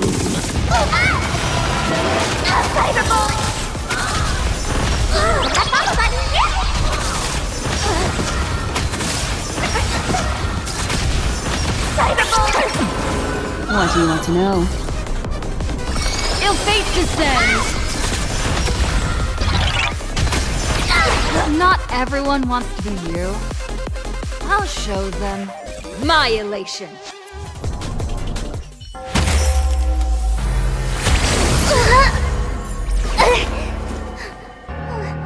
Sparksicle isn't over yet. Stop her! She's trying to escape into the crowd!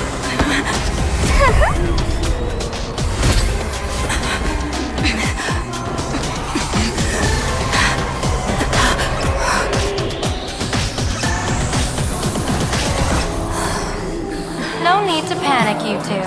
Sunday will share my vision with you. Let my eye of Ishvara see through it all. Weal and woe, clear as day.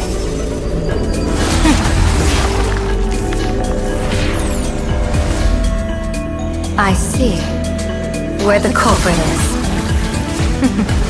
Adieu.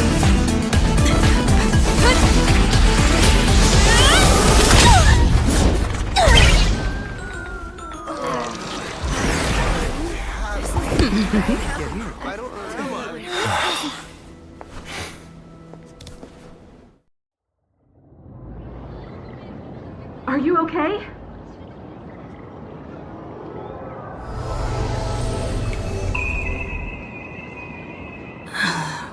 Where did everyone go? Look over here.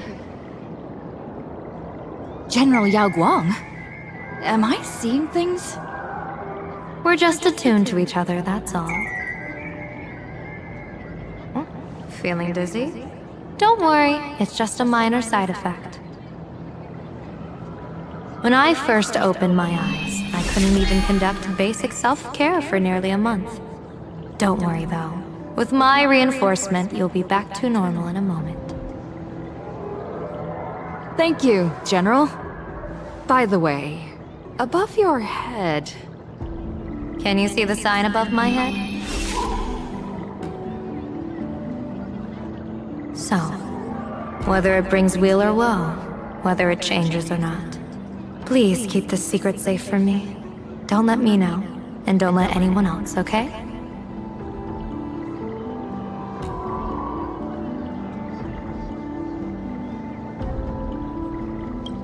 Hey, I went out of my way to help you here. Can't you give me a discount? Consider it good karma.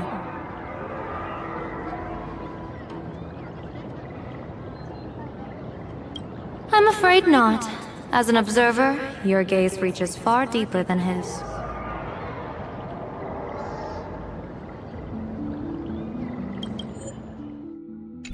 In that fleeting moment, your eyes gained insight into my destiny.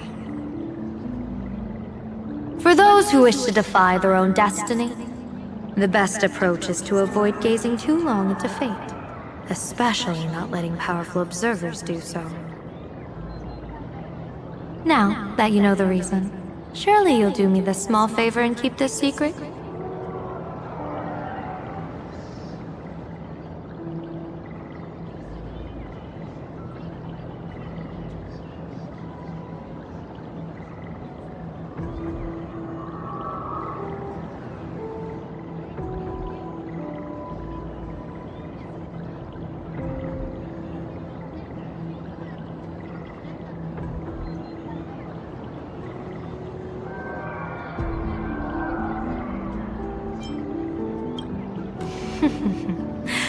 If you dare to spill the secret,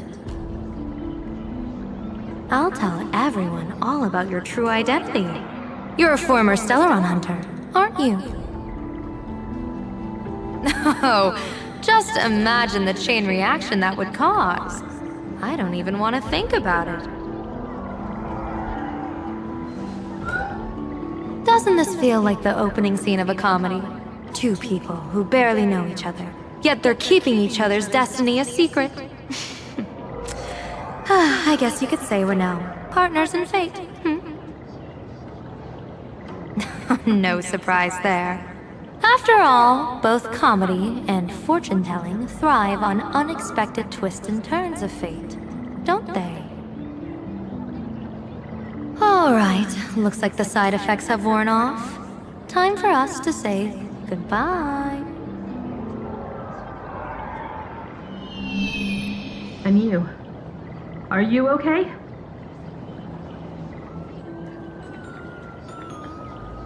What just happened? I was so confused. I couldn't see a thing. All I remember is Sparksy and the Nameless got into a fight. I saw everything. The Nameless from the Express smashed Sparksy right into the wall with one swing. That strength was unreal. That was such an epic fight, as expected from a cosmic hero. That was seriously awesome.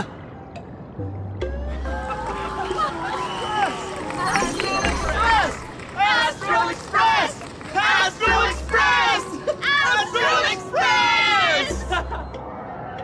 Looks like the students have all recovered from the contamination. Did they recover?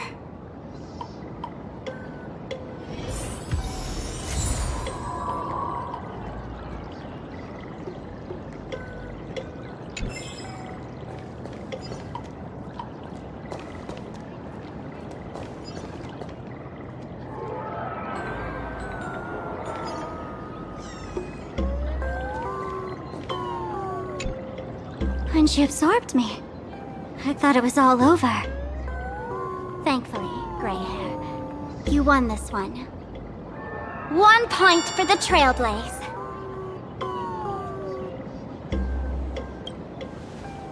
Who knows? But come on, doesn't that sound insanely cool? I'm totally adding this to Miss Sparkle's 132 origin stories. Maybe we're all just masks that someone else has shed.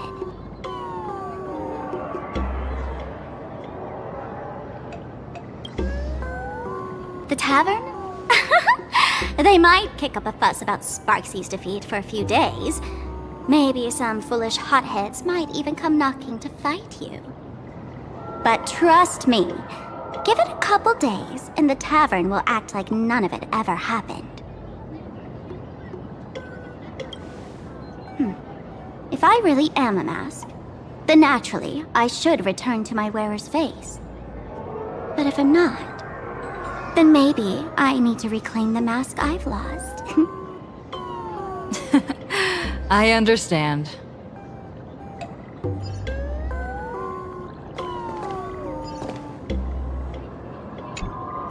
Sparksy probably didn't expect that the first miracle of the Phantasmoon games wouldn't be everyone becomes her, but the Express hero defeats the villain spreading the virus. Compared to a streamer reflecting people's desires, the fearless trailblazer of the Astral Express is more of an attention grabber.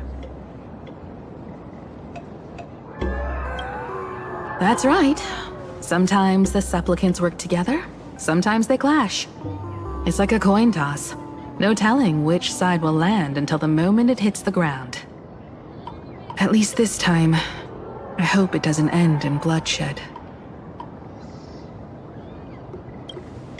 You're one step closer to an audience with Aha.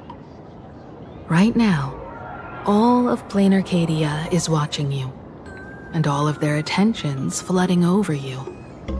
And the mask you wear. Make the most of that attention. From now on, you'll represent the Trailblaze to show this world of elation what elation is.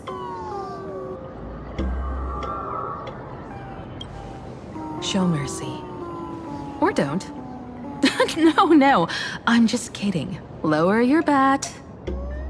The audience in this Arcadia doesn't go easy on losers at the games. She'll lose her wish power soon enough, and the Sparksy virus will fizzle out. You can hand her over to the Department of Aberration Defense for imprisonment, or set her free. As a supplicant who's become the focus of all, I'm sure you've already made your decision, right?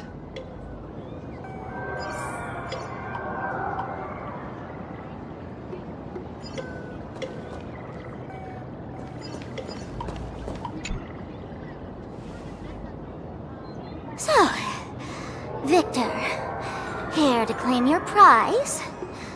Very well. Sparksicle has no objections to that. So what'll it be? Gonna hand me off to the Department of Aberration Defense? Lock me up as a hardened criminal? But knowing you, you're not that heartless, are you? Or maybe you want to take away my streaming account as punishment. I'll livestream 24/7 and sing praises of your valor. All right! Let what belongs to the Graphia family return to the Graphia family. But don't let this little win get to your head. You've still got a long way to go before you meet the laughter. We can keep working together. Better to have a friend at the Phantasmoon Games than another enemy, right?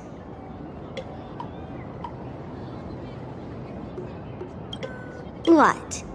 No parting words?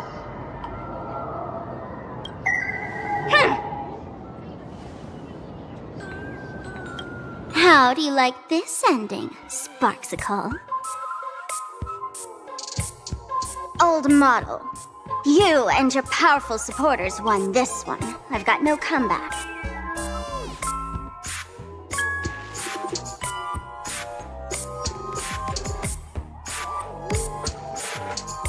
As a mask, what do you plan to do with your original self? Who's the mask and who's the original? Shouldn't that be decided by the one left standing? Your plan is finished. Your relation has been eliminated. You're the one who should be called the old model. That elation isn't mine. It's the elation everyone chose. And besides, wasn't it your idea in the first place?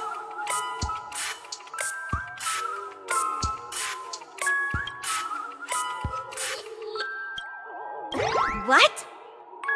You told me to leave you behind. You also told me to take the idea and its relevant memories and go chase my dream.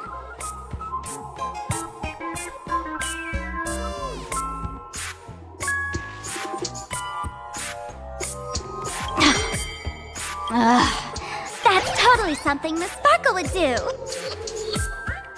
How do you like this ending, Sparkle?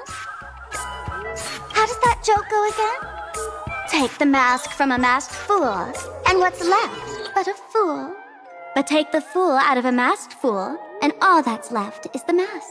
Come on, Sparkle. Time to end this little charade. No show is complete without a curtain call. Shall we become one at last? Bang! Ladies and gentlemen, are you having fun? A friendly reminder from Miss Sparkle. Don't underestimate the Phantasmoon Games. You won't get another opening act as spectacular as this Sparksicon, you know.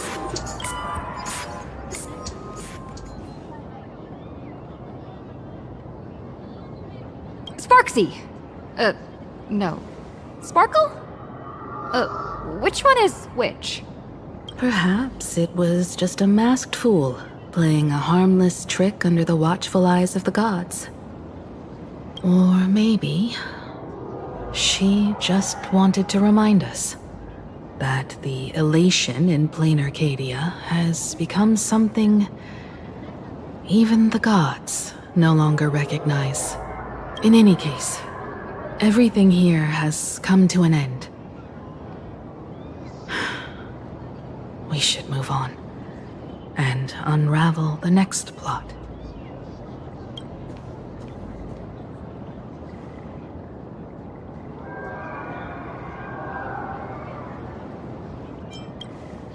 Indeed.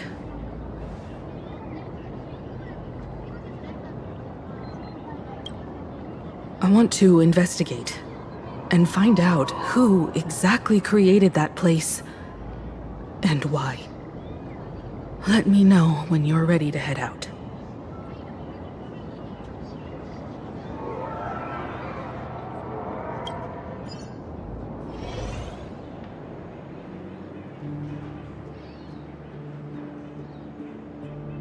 This place. It's like nothing ever happened. The ghosts are gone.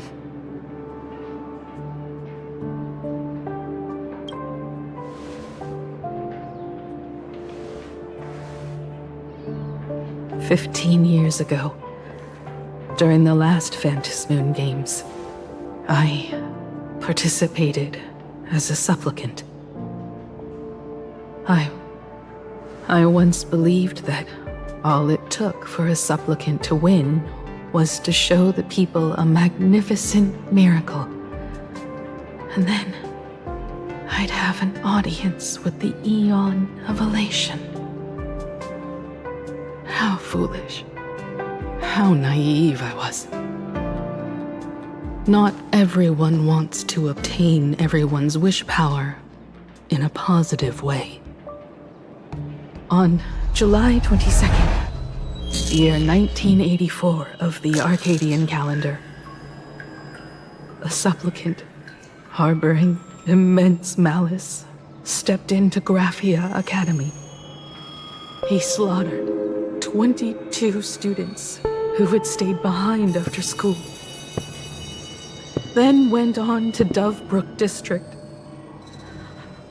where 146 innocent civilians were either killed or wounded.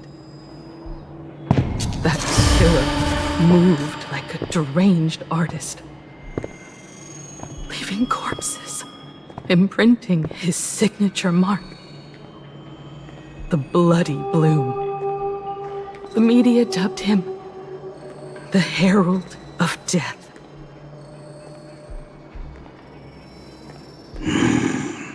It was a tragedy the world could not forget. The Phantom Moon Games of that year came to be remembered as the Blood-Stained Games. So many parents lost their children. So many people lost those dearest to them. One of the victims was my very own daughter. Upon my return, I stood before the grave where she was laid to rest. Her name was Himeko.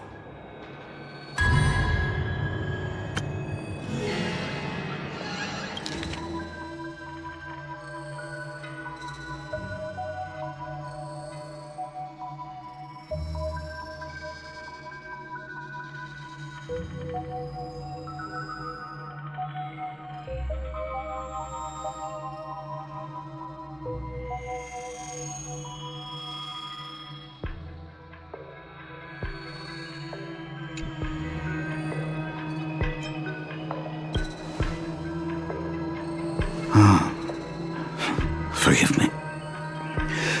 Allow me to introduce myself. I am Ryusuke, the current dean of Graphia Academy.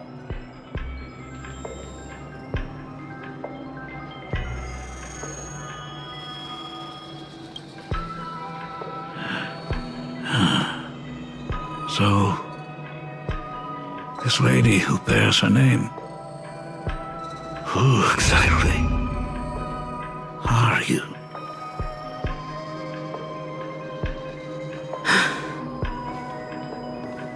Years ago, when I made up my mind to join this Phantom Moon Games, my father wasn't with me.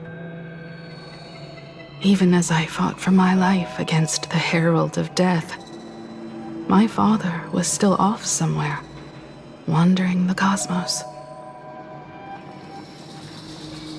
Strictly speaking, ever since I can remember, his presence in my life has been as thin as the air in space.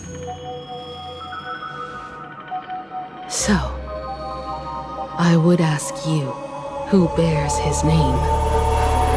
Who exactly are you?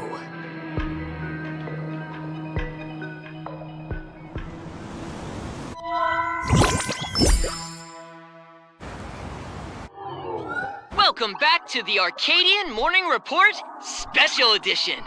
We continue to bring you updates on the Phantom Moon Games. The SparksyCon hosted by Supplicant Sparksy came to an abrupt end less than an hour after it began! Under the watchful eyes of the entire network, the Nameless from the Astral Express went head-to-head with streamer Sparksy in a spectacular showdown. Unbelievable! I used to think all of the Trailblazers' fight scenes in director Rekka's latest film, Holy Grail Stay Night, were just special effects. Turns out she's got real moves. We'll continue following the Astro Express's activities and bring you... Breaking news! Around 4 p.m. today, the Security Bureau uncovered multiple corpses at the Sinwish Syndicate's headquarters in Dovebrook District. Initial reports suggest violent infighting among gang members as the cause. Even more shocking, an IPC employee was found dead at the scene. According to the investigation, the victim was identified as Lyndon Scott. Lyndon Scott, age 34. Field operative in the Strategic Investment Department. Ring any bells, Mr. Ashvale? Never heard of him. What was someone from the IPC doing here? Word is, the Sinwish Syndicate recently got hold of a mask. Maybe Mr. Scott came to negotiate for the Phantasmoon Games, and got caught in the fallout. Apologies for interrupting your work, Mr. Ashvale. Wouldn't call it an interruption. The mess at Graphia Academy cleared itself up.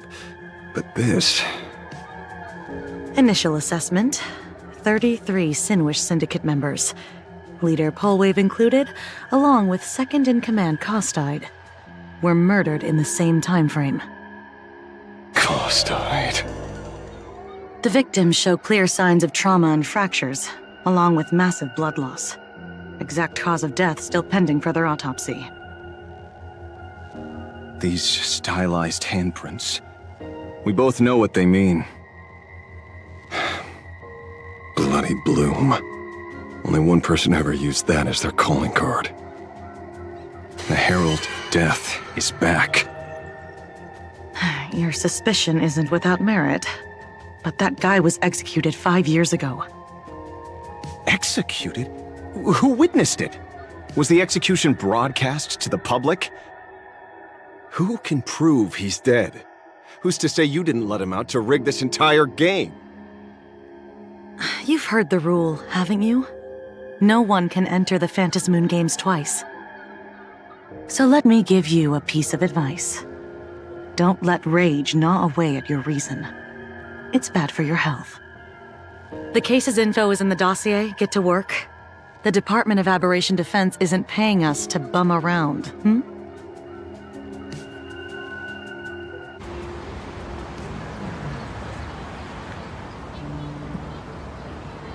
Rage sparked quietly in the detective's chest, and not even the wind from Dovebrook could dispel the metallic tang of blood clinging to his nose. When he first heard the Sinwish Syndicate had obtained the mask, a grim premonition stirred within him, but he never expected it to be the omen of a friend's death. Mr. N, he's no longer with us. Now he's just a body, another nameless casualty buried beneath a headline. People only care about the stars twinkling above, about the epic tales of the eternal conflicts among the cosmos' great figures. Compared to all that, who would mourn a small-time thug from a petty gang? What should we do next? I've been slacking off for far too long. It's time to make a choice. Mr. Ashvale, if you're calling now, may I assume you've accepted my offer? You are right, Miss Pearl. I'll join the games. Assuming you still need me, of course. My offer still stands. Just like 15 years ago, the same omen returns. There are signs the Phantasmoon Games are spiraling out of control again. Mr. Ashvale, I ask for your strength to steer the Zeonic Games back on course. All I have to offer is a heart set on revenge. Today, 33 citizens of Plain Arcadia and one IPC colleague perished under mysterious circumstances. Someone is imitating the Herald of Death's methods, attempting to interfere with the games. Only victory can bring solace to the fallen. No. What consoles the dead is only justice.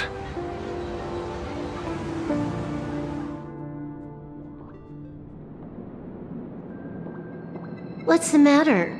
Found a better candidate? Don't I even make the short list? This is a game shaped by the most capricious Eon. Surprises and twists are its very nature. It's only right I choose the strongest players. Even so, I have to ask, what makes you so sure that I'd hire a wanted criminal to fight in the Phantasmoon games, instead of tossing you into an IPC cell? Throw me in prison? But the Strategic Investment Department in Penacony clearly extended an olive branch to us Stellaron hunters. No? Changed your minds already? You suits sure turn faster than a page in a paperback. So let's cut the fluff. Give me a mask. Call it your first strategic investment in us. What do you say? Understanding comes first, then the investment. Tell me, how do you plan to earn my trust? Apologies in advance. Before I came to meet you, I broke into your collection room. I know what you've been working on. Oh, imaginate. Tell me, have you heard of Zero? Greatest hacker and most feared player in all of Punk Lord? Some say she's an emanator of elation, while others say she enters the dark zone created by Mythos, as if it were her own backyard.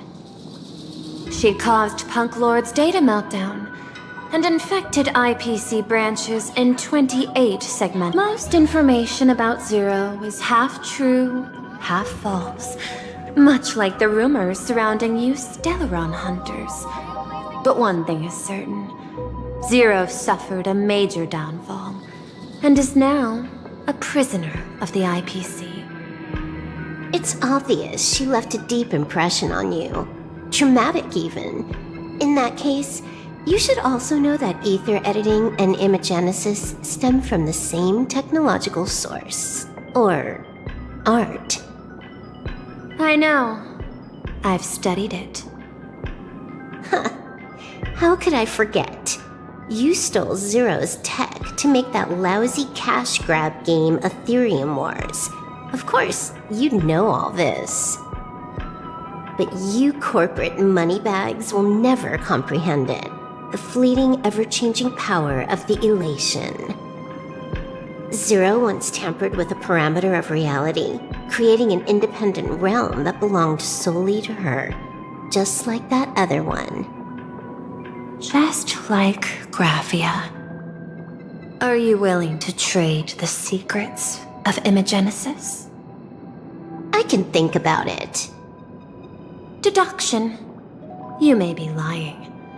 I've heard that those who join the Stellaron Hunters have long since abandoned the path they once walked. Who knows? You're in the Arcadia of Elation. Wouldn't it be a waste not to test your luck? Deal, Ether Hacker. And to seal it with confidence, let me show you a little trick of the trade. A hacking trick?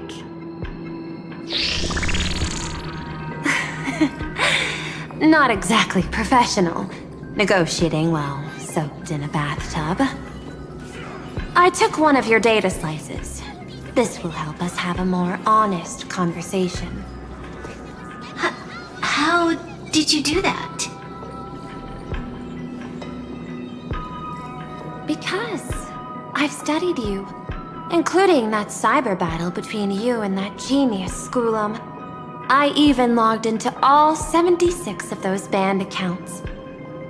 I scattered just enough data breadcrumbs online for you to sniff out, leading you to the Ashen Detective. I even let you stroll through my collection room to explore as you pleased. Miss Silverwolf, a word of advice.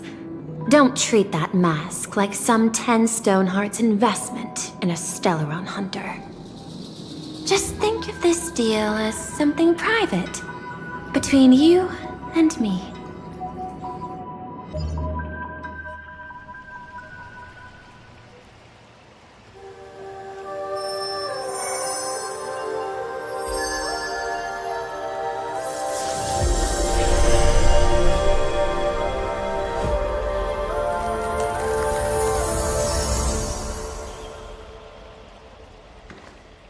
What the heck?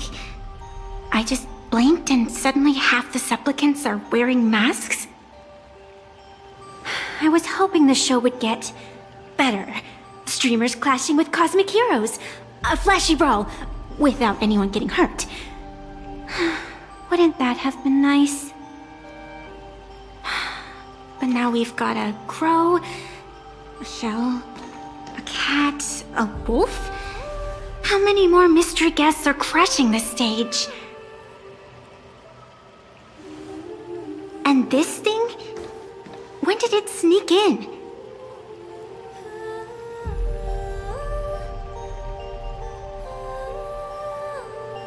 In the end, everything always spirals into the abyss. But you're the rare exception. Your first battle wasn't bad for a greenhorn protagonist. Since you came out on top, let's wipe the slate clean on that doom-filled oath. Who knows if the owners of those masks will become your friends or opponents? Or maybe one of them will bring about that terrifying future I saw in my dreams.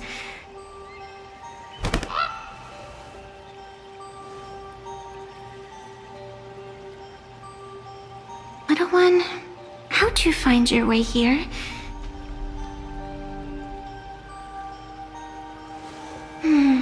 The supplicants in this Phantasmoon Games really caught me by surprise. Why don't those people in the Go Home Club...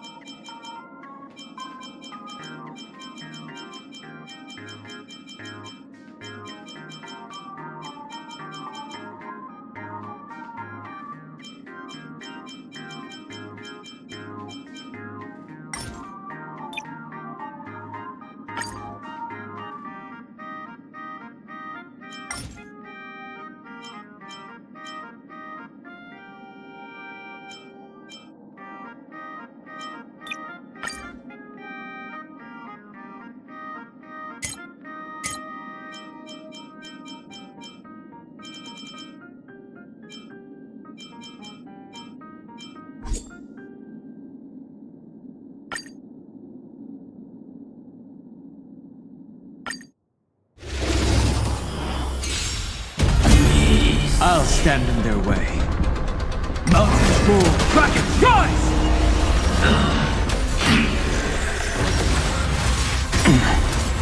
Soaring above the lands, this is permanence!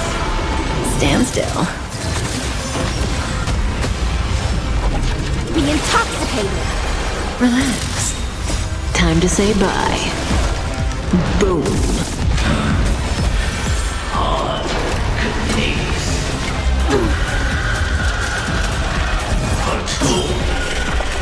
Beneath the waters lies an endless abyss. Stand still.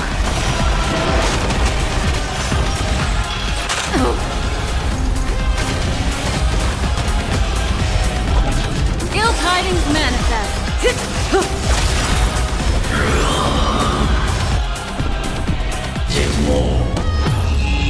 Time to say bye.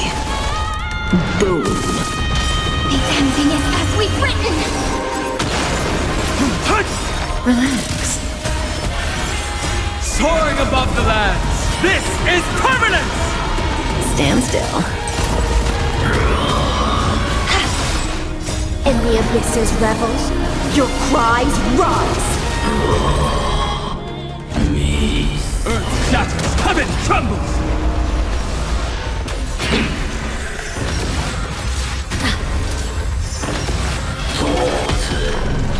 Think with me. Relax. Stand still. Time to say bye. Boom.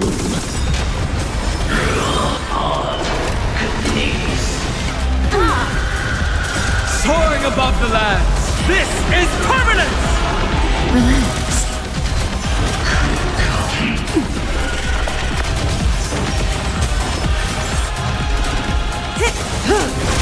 Ill fate descends. Stand still. Beneath the waters lies an endless abyss.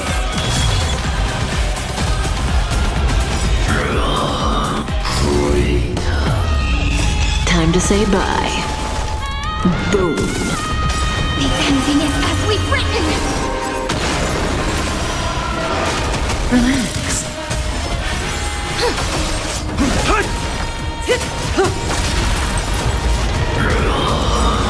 In the abyss's revels, your cries rise.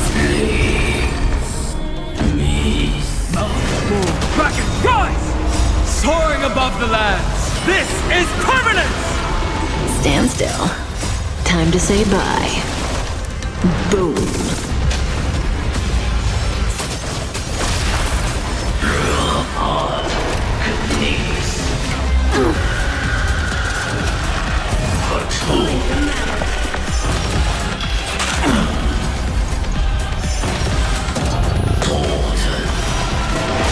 Relax. Time to say bye. Boom.